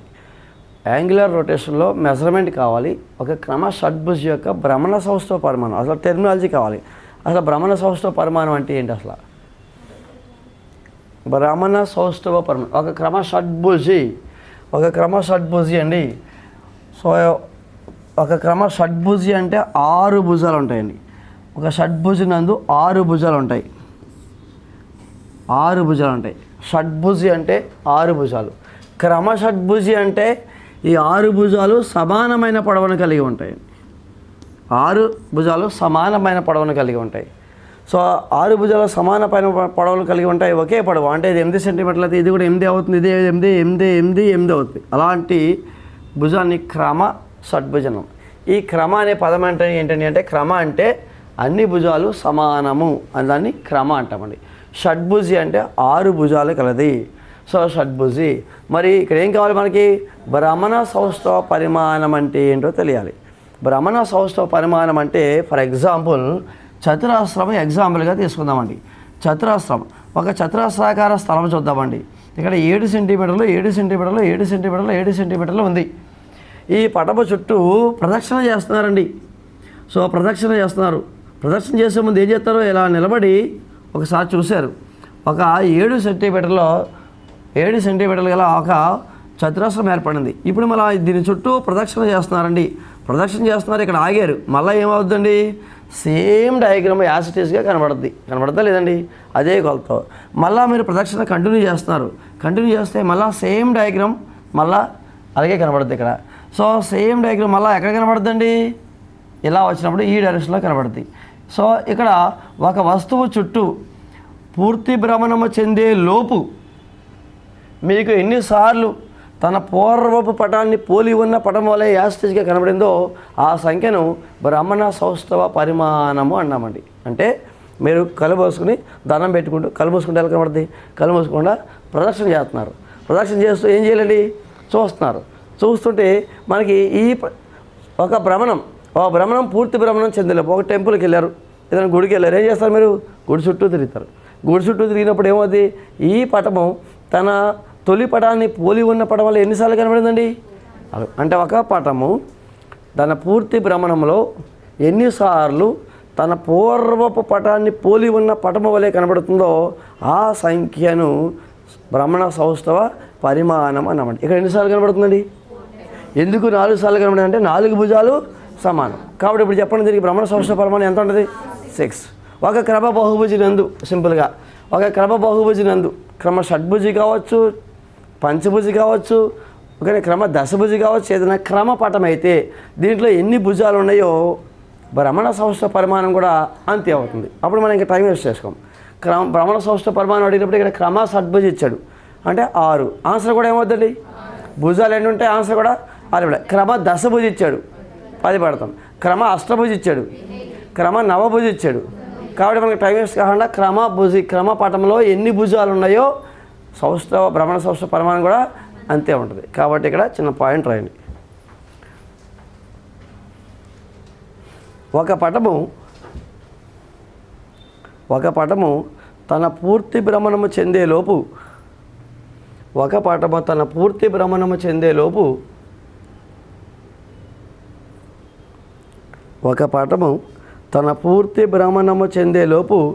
ఎన్నిసార్లు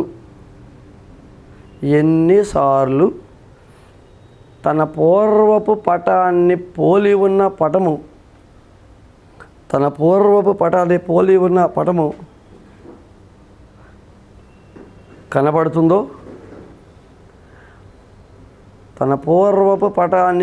ఉన్న పటము కనబడుతుందో ఆ సంఖ్యను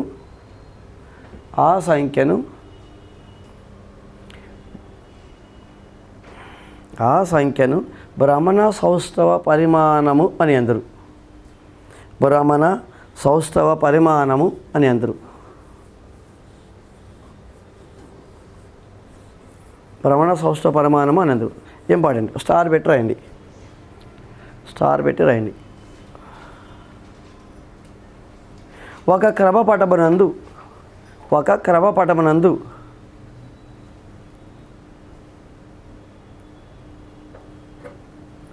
భ్రమణ సౌష్ఠవ పరిమాణము ఒక క్రమపటమునందు భ్రమణ సౌష్ఠవ పరిమాణము ఆ పటములో గల భుజాల సంఖ్యకు సమానము. ఆ పటములో గల భుజాల సంఖ్యకు సమానము. ఈ పాయింట్ని బట్టి మనం ఇంక వేరే ఇతరితర బిట్లు అడిగితే ఈజీగా చెప్పగలగాలి. ఏమని? ఒక క్రమపటం యొక్క భ్రమణ సౌష్ఠవ పరిమాణం కావాలంటే ఏం చేయాలండి? ఇచ్చిన పటంలో భుజాల సంఖ్యకు సమానం. ఇచ్చిన పటంలో భుజాలు ఎన్ని? 6. ఇప్పుడు ఆన్సర్ ఎంత పెడతామండి? 6 పెడతాం. సో సార్ భ్రమణ సౌష్ఠవ కోణం వేరండి. 360/2n 2n 360/2n 360/n రెండు ఉంటాయి. రెండు ఆసన్న సౌష్ఠవ రేఖల మధ్య కోణము. సో 360/n 360/2n ఫార్ములాస్తో చేస్తామండి. అది వేరు. భ్రమణ సౌష్ఠవ కోణం వేరండి. భ్రమణ సౌష్ఠవ పరిమాణం మళ్ళీ ఏదైనా పేపర్లో అది కూడా తగిలితే చూద్దామండి. Next question number 19.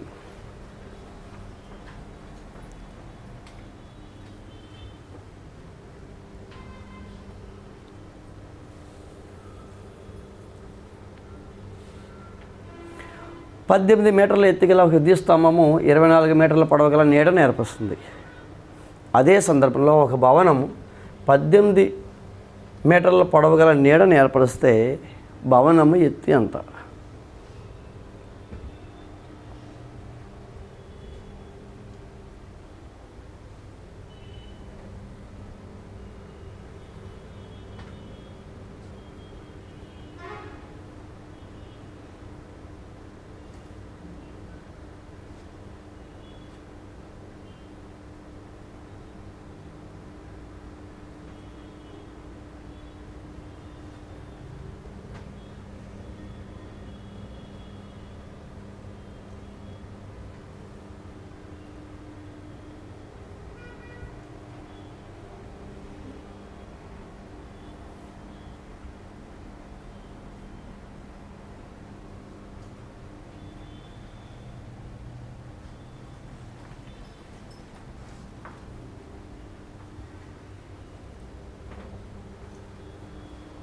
సో దీన్ని అర్థం కావడానికి ఒకసారి చేయొచ్చండి. అర్థమయ్యాక షార్ట్ కట్లో రెండు రకాలు చేయొచ్చు. ముందు అర్థం అవడానికి డయాగ్రామ్స్ చేస్తున్నాను అండి.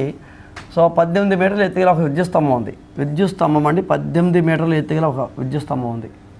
ఆ విద్యుత్ స్తంభం నీడ నేలపై పడుతుంది. నేలపై ఎంత అండి? 24 మీటర్ల నీడని ఏర్పరుస్తుంది. 24 మీటర్ల నీడని ఏర్పరుస్తుంది.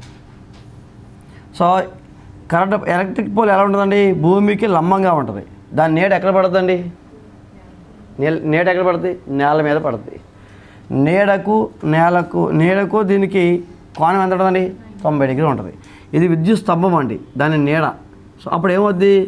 సూర్యకిరణాలు ఇలా వస్తాయి. సూర్యకిరణాలు ఇలా పడితేనే కానీ నీడ పడుతుంది.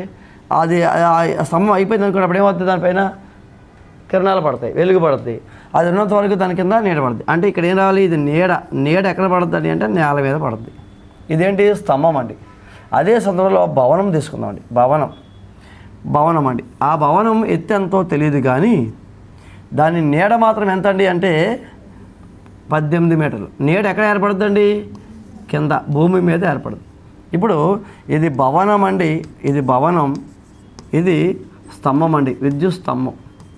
సో ఇది స్తంభం. అయితే 18 మీటర్ల స్తంభం 24 మీటర్ల నీడను ఏర్పరుస్తుంది. అదే సందర్భంలో అన్నాడు. అదే సందర్భంలో ఎందుకన్నాడు? ఇక్కడేమో ఇది పొద్దున్న చూసి ఇది సాయంత్రం చూసి అనుకుంటే యాంగిల్ మారిపోతే లేదండి. ఇది పొద్దున చూసి మధ్యాహ్నం చూస్తే యాంగిల్ మారిపోతుంది. ఒకే సమయంలో 2 వ్యక్తులు నడిచి వెళ్తున్నాం అనుకోండి, మన నీడ ఏమవుద్ది? ఎత్తుగా పొడవుగా ఉన్నవాడికేమో నీడ పొడవుగా కనపడుతుంది, పొట్టిగా ఉన్నవాడికేమో నీడ పొట్టిగా కనపడుతుంది. అవునా కదండి? సో కాబట్టి అదే సందర్భంలో అన్నాడు. కాబట్టి అదే సందర్భంలో అన్నాడంటే సూర్యకిరణము పతన కోణము ఎంత అయితే ఉందో ఇక్కడ కూడా అంతే ఉంటుంది. అంటే ఇక్కడ 30 డిగ్రీలు పతన కోణం అయితే ఇక్కడ కూడా 30 డిగ్రీలు పతన కోణం ఉంటుంది. సో ఇక్కడ భూమి మీద పడి మళ్ళీ పరావర్తనం అవుద్ది. కాబట్టి ఇక్కడ 60 డిగ్రీలు ఉంటే ఇక్కడ కూడా 60 డిగ్రీలు ఉంటుంది. ఇక్కడ ఆల్రెడీ 90 డిగ్రీలు ఉంటుందని చెప్పుకున్నాం. స్తంభం భూమికి 90 డిగ్రీలు ఉంటుంది. భవనం కూడా నెట్ట నిలువుగా ఉంటుంది, కానీ భవనం క్రాస్గా ఉంటుందా? ఉండదు, 90 డిగ్రీలు ఉంటుంది. ఇప్పుడు మనకి ఏమని అంటే త్రిభుజాలలో స్వరూప త్రిభుజాలు, సిమిలర్ ట్రయాంగిల్స్ అనే కాన్సెప్ట్ ఉంది. ఆ కాన్సెప్ట్ ఏం చేస్తామండి అంటే ఏవైనా 2 త్రిభుజాల యొక్క సదృశ కోణాలు సమానమైతే ఈ 2 త్రిభుజాలు స్వరూప త్రిభుజాలు. సదృశ కోణాలు అంటే 30 డిగ్రీలు 30 డిగ్రీలు, 60 60 90 90. ఓకేనండి. అప్పుడు ఈ రెండు కూడా ఏమంటాం? స్వరూప త్రిభుజాలు అంటాం. స్వరూప త్రిభుజాలు అయితే సదృశ కోణాల సమానం మరియు సదృశ భుజాల నిష్పత్తి సమానం అండి. ఏంటంటే సదృశ భుజాల నిష్పత్తి సమానం. అప్పుడు ఏం చేస్తామంటే సదృశ భుజాల నిష్పత్తి ఏంటి అంటే 18/h అంటే 18/h ఈజ్ ఈక్వల్ రాయకండి. సో మళ్ళీ 24/18 ఫస్ట్ అది తీసుకున్నాక ఇది తీసుకున్నామండి. కాబట్టి 18/h సదృశ భుజాలు అంటే అర్థం ఏంటండి? కరస్పాండింగ్ సైడ్స్ అంటే అర్థం ఏంటండి? సేమ్ పొజిషన్లో ఉన్న సైడ్స్ అండి. ఈ పొజిషన్లో ఉన్న సైడు అదే పొజిషన్లో సైడ్ చేత భాగించాలి. ఈ పొజిషన్లో ఉన్న సైడ్ని అదే పొజిషన్లో ఉన్న సైడ్ చేత భాగించాలి. సో ఇప్పుడు మనకి 24 ఎంత అండి? 18. ఇప్పుడు మనకి ఆ రెండు నిష్పత్తులు ఎలా రావాలండి? ఈక్వల్గా రావాలి. అంటే దీన్ని దీంతో భాగిస్తే ఎంత వాల్యూ వస్తుందో దీన్ని దీంతో భాగిస్తే అంతే వాల్యూ వస్తుంది. అప్పుడు నిర్వచనం ఏం చెప్తామండి? సదృశ భుజాల నిష్పత్తి సమానము అని చెప్తామండి. దీనిపై h ఈజ్ ఈక్వల్ టు ఏ రాస్తాం? h is equal to 18 × 18/24. దీన్ని సింప్లిఫై చేసుకుంటాం. ఒకసారి ఆగండి. లేదా ఎంత డయాగ్రామ్స్ వేయకుండా ఎగ్జామ్లో అంత టైం వేస్ట్ కాబట్టి ఇది జామెట్రీ లెక్క. అర్థమెటిక్లో ఏక వస్తు మార్గం అని ఉంటుందండి. Unitary method. యూనిటరీ మెథడ్కి తీసుకెళ్ళిపోతాం. యూనిటరీ మెథడ్కి తీసుకెళ్ళిపోతే ఈ లెక్కని నీడలు అన్నీ ఒక చోట, అసలు ఎత్తులన్నీ ఒక చోట రాయండి. అసలు ఎత్తులన్నీ ఒక చోట రాయండి. నీడ స్తంభం యొక్క నీడ ఎంత అండి? స్తంభం యొక్క నీడ 24. స్తంభం యొక్క నీడ 24. దాని అసలు ఎత్తు ఎంత అండి? చెప్పండి. 18. స్తంభం. దాని కింద భవనం యొక్క నీడ ఎంత? దాని యొక్క అసలు ఎత్తు ఎంత అండి? కనుక్కోవాలి. అంటే ఇక్కడ క్వశ్చన్ మార్క్. అవునా కదండి? అంటే ఇది క్వశ్చన్ మార్క్. ఎప్పుడైతే చూడండి క్వశ్చన్ మార్క్ కావాలంటే మనం ఏం చేస్తామండి? క్వశ్చన్ మార్క్ కావాలంటే అడ్డగుణకారము 18 × 18/24. సో మనం డయాగ్రామ్ వేసుకుని అంత చేసుకుంటే స్టెప్పు యూనిటరీ మెథడ్లో డైరెక్ట్గా ఒక స్టెప్లో వచ్చేది. కాబట్టి అంత మనం చేయవలసిన అవసరం లేదు. అది ఎందుకు చేసాం సార్ అంటే అసలు ఈ లెక్క అర్థం కావాలి కాబట్టి చేసామండి. దాని ఏంటి? జామెట్రీ ఉపయోగించి చేసే లెక్క అది. ఆ జామెట్రీని మనం యూనిటరీ మెథడ్ ఉపయోగించి చేస్తామండి. కాబట్టి ఇక్కడ 6 ఎక్కం ఇక్కడ 4 సార్లు పోద్ది, 6 ఎక్కం ఇక్కడ 3 సార్లు పోద్ది, 2 ఎక్కం ఇక్కడ 2 సార్లు పోద్ది, 2 ఎక్కం ఇక్కడ 9 సార్లు పోద్ది. ఎంత? 9 3 27. 27/2 27లో సగం ఎంత అండి? 13.5 మీటర్స్ అండి. దేర్ఫోర్ భవనం ఎత్తు 13.5 మీటర్స్. మీ ఇష్టం. ఇది రాస్తే ఇది చేయండి, లేదా యూనిటరీ మెథడ్ రాస్తే యూనిటరీ మెథడ్ చేయండి. సో దీనికంటే యూనిటరీ మెథడ్ ఈజీ. కానీ డయాగ్రామ్స్ నాకు అర్థం కావాలి సార్, నాకు డయాగ్రామ్స్ కావాలి, ఒకసారి జామెట్రీ పరంగా కూడా చూసుకుంటానంటే సేమ్. దీన్ని సింప్లిఫై చేసుకుంటాం. ఆల్రెడీ ఇక్కడ సింప్లిఫై చేస్తాం కాబట్టి ఇక్కడ వేసేయండి 13.5. సో 2 రకాలుగా చేసుకోవచ్చు. జామెట్రీ పరంగా వేస్తే డయాగ్రామ్స్ వేయాలి, కొద్దిగా టైం వేస్ట్ అవుతుంది. యూనిటరీ మెథడ్ వేస్తే డయాగ్రామ్స్ అవసరం లేదు, డైరెక్ట్గా వస్తుంది.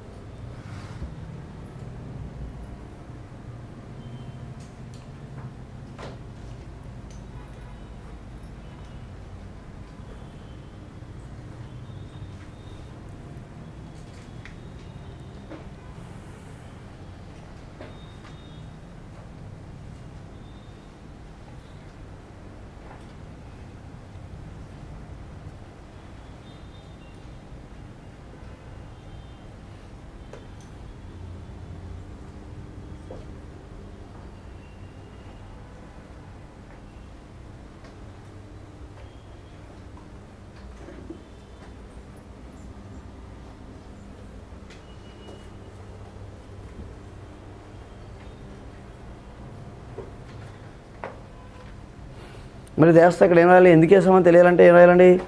సదృశ భుజాల నిష్పత్తి సమానం. 2 త్రిభుజాలు స్వరూపాలైతే సదృశ భుజాల నిష్పత్తి సమానం. సదృశ భుజాలండి. 2 త్రిభుజాలు స్వరూపాలైతే సదృశ భుజాల నిష్పత్తి సమానం. అంటే ఇలా ఎందుకు వేసామో తెలియాలంటే 2 త్రిభుజాలు స్వరూపాలు అయితే సదృశ భుజాల నిష్పత్తి సమానం. సదృశ భుజాల నిష్పత్తి సమానం. సదృశ భుజాల నిష్పత్తి సమానం అండి. Next question number 20.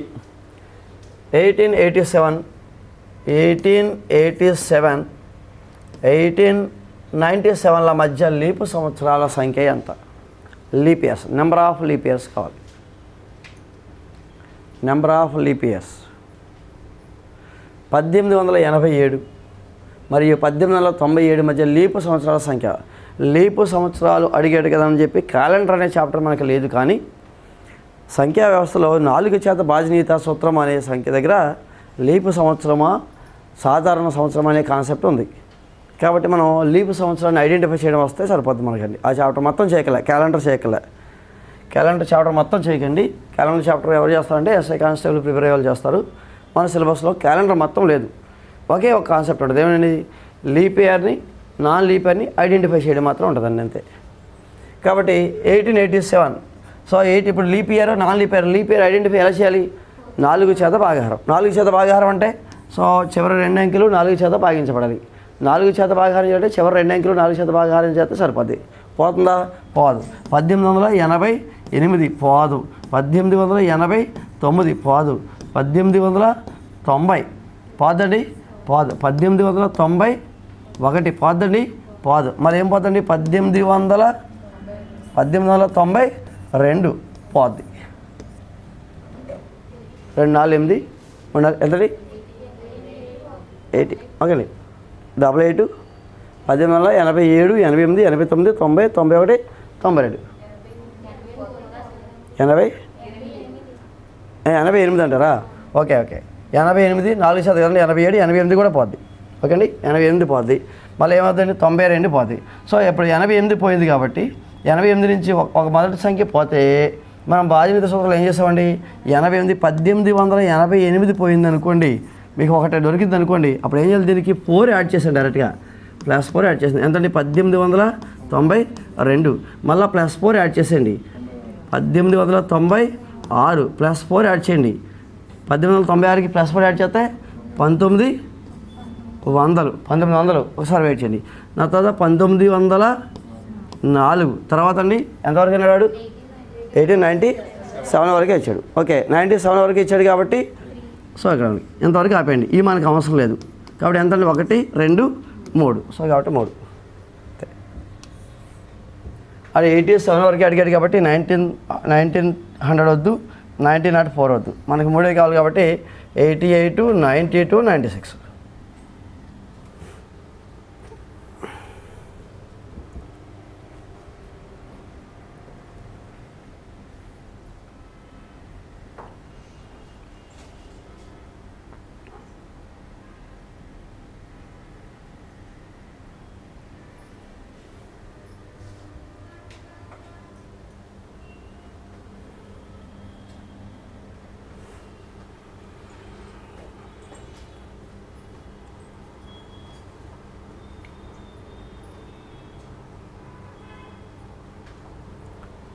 Question number 21. ఆ 3 రాయండి అంతే. 88 92 96. Question number 21. 100 కోట్లు, 100 మిలియన్లు, 100 లక్షలు మరియు 10 బిలియన్లలో ఉండే సున్నల సంఖ్య వరుసగా అన్నాడు. నెంబర్ ఆఫ్ జీరోస్ కావాలి. 100 కోట్లు అండి. 100 కోట్లు 100 కోట్లు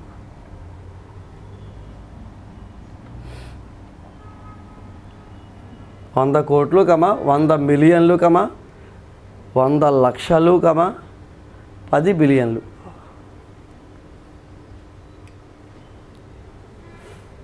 మరి 100 కోట్లు అండి. కోటికి ఎన్ని సున్నాలండి? 7 సున్నాలు ఉంటాయి. కోటికి 7 సున్నాలు ఉంటాయి. ఎక్స్ట్రాగా ఇక్కడ ఎన్ని ఉన్నాయండి? 2 ఉన్నాయి. కాబట్టి ఎన్ని ఉంటాయండి? మొత్తం 9 జీరోస్ వస్తాయి. 100 కోట్లలో 9 సున్నాలు వస్తాయండి. 9 సున్నాలు. అలా 100 మిలియన్లు 100 మిలియన్లు. మిలియన్లో ఎన్ని జీరోస్ అండి? 6 జీరోస్ అండి. 10 పవర్ 6 జీరోస్. ఓకే అండి. ఎంబీటీ గుర్తుపెట్టుకోవాలి. ఎంబీటీ. మిలియన్ 10^6 6 జీరోస్ ఉంటాయండి. బిలియన్ 10^9, ట్రిలియన్ 10^12 ఎంబీటీ అండి. Million, billion, trillion. సరే అయితే మిలియన్లో 6 ప్లస్ ఇక్కడ ఎన్ని ఉన్నాయండి 2, కాబట్టి ఇక్కడ ఎంత అండి 8 అండి. నెక్స్ట్ 100 లక్షలు. 100 లక్షలు అండి. లక్షకి ఎన్ని జీరోలు అండి 5 ప్లస్ ఇక్కడ ఎన్ని ఉన్నాయండి 2 అంటే ఎన్నండి 7. నెక్స్ట్ 10 బిలియన్లు. 10 బిలియన్లు అండి. బిలియన్లు 10 బిలియన్ అంటే ఎవరండి ఇక్కడ 9 అంటే 10^9 అంటే 9 జీరోస్ ఇంక్లూడింగ్ 0 అండి. ఈ జీరోతో కలుపుకోరండి. 9 ప్లస్ 1 ఎంత అండి 10. అంటే మనం వెనక ముందు తీసుకెళ్తాం. 10^6 అంటే ఇంక్లూడింగ్ దిస్ 0 6 జీరోస్ అండి. 6 + 1 7 కాదండి. ఈ జీరోతో కలుపుకొని 6 సున్నాలు ఉంటాయి. ఈ జీరోతో కలుపుకొని 9 జీరోలు ఉంటాయి. ఈ జీరోతో కలుపుకొని 12 జీరోస్ ఉంటాయని అవి చూసుకోవాలి. ఆ జీరోతో కలుపుకునండి. ఇక్కడున్న జీరోతో కలుపుకొని 12 సున్నాలు ఉంటాయి. డైరెక్ట్గా అడిగేస్తాడు ట్రిలియన్లో ఎన్ని జీరోలు ఉంటాయి. 10^12 అంటే మనం కంగారులో ఏం చేస్తాం 12 + 1 అనుకుంటామండి. కాదు, ఈ జీరోతో కలుపుకుని 12 అండి. ఈ 12 ఎవరు ఉంటారు ఇక్కడ జీరోని కూడా కౌంటింగ్లో వస్తుంది. కాబట్టి అది చూసుకోవాలి. 12 సున్నాలు. ఒకటి పక్కన 12 జీరోస్ ఉంటే ట్రిలియన్, ఒకటి పక్కన 9 జీరోస్ ఉంటే బిలియన్, ఒకటి పక్కన 6 జీరోస్ ఉంటే బిలియన్. అసలు ఎంబీటీ ఆర్డర్లో గుర్తుపెట్టుకోవాలి. Next question number 22. A = x² + 2x - 3. B = 2x² - x + 4. C = x² + 3x - 2. -2 ఎక్కడికి వెళ్ళిపోయింది -2. 3x - 2 అని. అయితే A - B + C యొక్క విలువ ఎంత? A value, B value, C values రాసి C వాల్యూ దగ్గర అక్కడ 3x - 2 అక్కడ కట్ అయిందండి. 3x - 2 అయితే A - B + C విలువ ఎంత?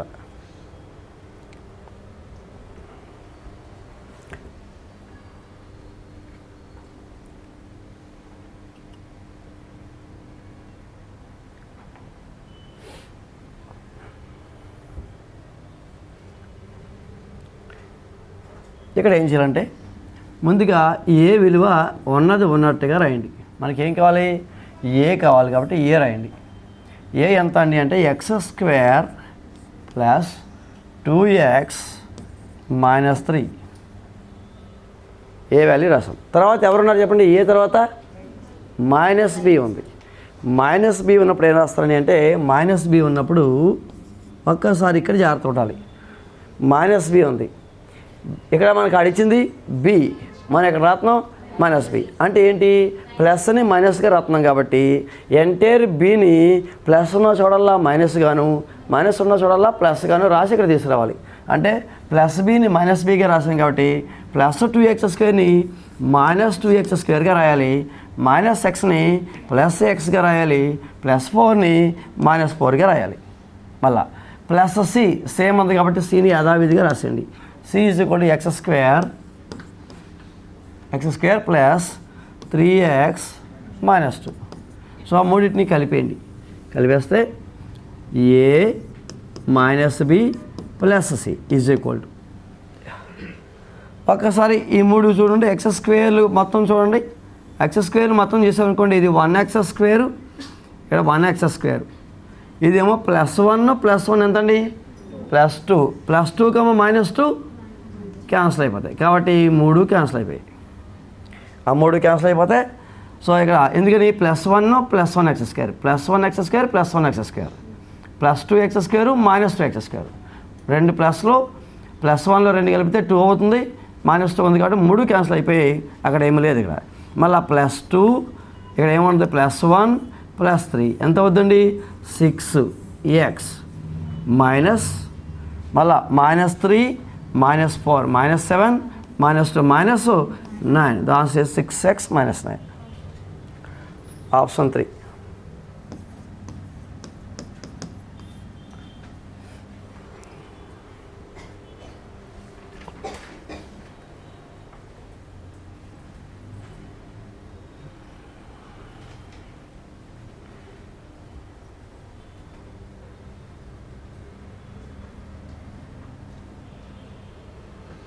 Question number 23. ఏ బహుముఖ ఫలకమైన ఆయిలర్ సూత్రం అండి. సో 3D జామెట్రీలో ఆయిలర్ ఫార్ములా అండి, యూలర్స్ ఫార్ములా కావాలి. ఆయిలర్ ఫార్ములా సడన్గా ఆడిచ్చినప్పుడు మనం కన్ఫ్యూజ్ అయిపోతాం. కాబట్టి వాడేంటి ఆయిలర్ ఏం చెప్పాడు అక్కడ మనకి, తలాలు శీర్షాలు అంచుల మధ్య సంబంధాన్ని తీసుకొచ్చాడు. అప్పుడు మనకు తెలియాలంటే ఎగ్జాక్ట్గా బిట్టుపోకుండా రాయాలంటే ఒక ఘనము తీసుకోండి, ఘనానికి నెంబర్ ఆఫ్ ఫేసెస్ తీసుకోండి. తలాల సంఖ్య ఏంటండి, 6 తలాలు ఉంటాయి. వెర్టిసెస్ తీసుకోండి, వెర్టిసెస్ అంటే శీర్షాలు అంటే ఇవండి, ఇవి శీర్షాలు. వెర్టిసెస్ ఎన్నండి, 8 ఉంటాయి. నెంబర్ ఆఫ్ ఎడ్జెస్ తీసుకోండి, ఎడ్జెస్ అంటే ఇవండి, ఇవి అంచులు అండి, అంచులు ఎన్నండి, 12 ఉంటాయి. ఇప్పుడు ఫార్ములా దీన్ని బట్టి తయారు చేయండి. అక్కడ ఫార్ములా 4 ఆప్షన్లు చూస్తే కన్ఫ్యూజ్ అయిపోతాం. దీన్ని బట్టి తయారు చేయాలి. దీన్ని బట్టి చేస్తే సో ఈ రెండు కలపండి, ఎంతండి, 14 కదండి. అంటే F+V = ఈకి 2 కలపండి. ఓకేండి. F+V ఎంత, 14. F+V = 14. ఈకి 14 కావాలంటే ఈకి ఎంత కలపాలి ఇక్కడ. సో ఒరిజినల్ ఫార్ములా ఇదండి, F+V = E+2. గుర్తు లేకపోతే ఇలా తయారు చేస్తాక అప్పుడు చేస్తాం. అది ఏం చేస్తాడు చూడాలి. ఏం చేస్తాడు, దట్ ఈస్ కూడా అన్ని టూల్ పెట్టాడు కాబట్టి సో ఈయన అడి తీసుకెళ్ళండి. F+V - E = 2. ఇది ఎక్కడుందో చూద్దామండి. 4th option, option number 4. Okay, option number 4లో ఉంది.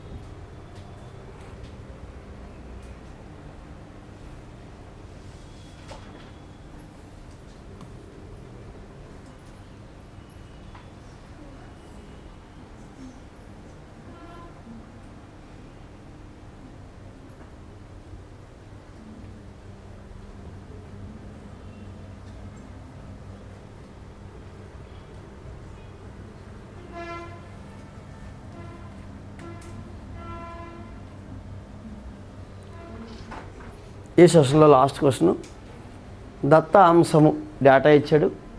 375,375P యొక్క బాహుళకము 7 అయిన P విలువ ఎంత. బాహుళకాన్ని మోడ్ ఇచ్చాడు. సో 3, 7, 5, 3, 7, 5, P 375P యొక్క బాహుళకము 7 అన్నాడు. బాహుళకం అండి, మోడ్ బాహుళకము. ఇదే పేపర్లో ఇందాక మనకి మధ్యగతం వచ్చింది, మళ్ళీ బాహుళకం వచ్చిందండి.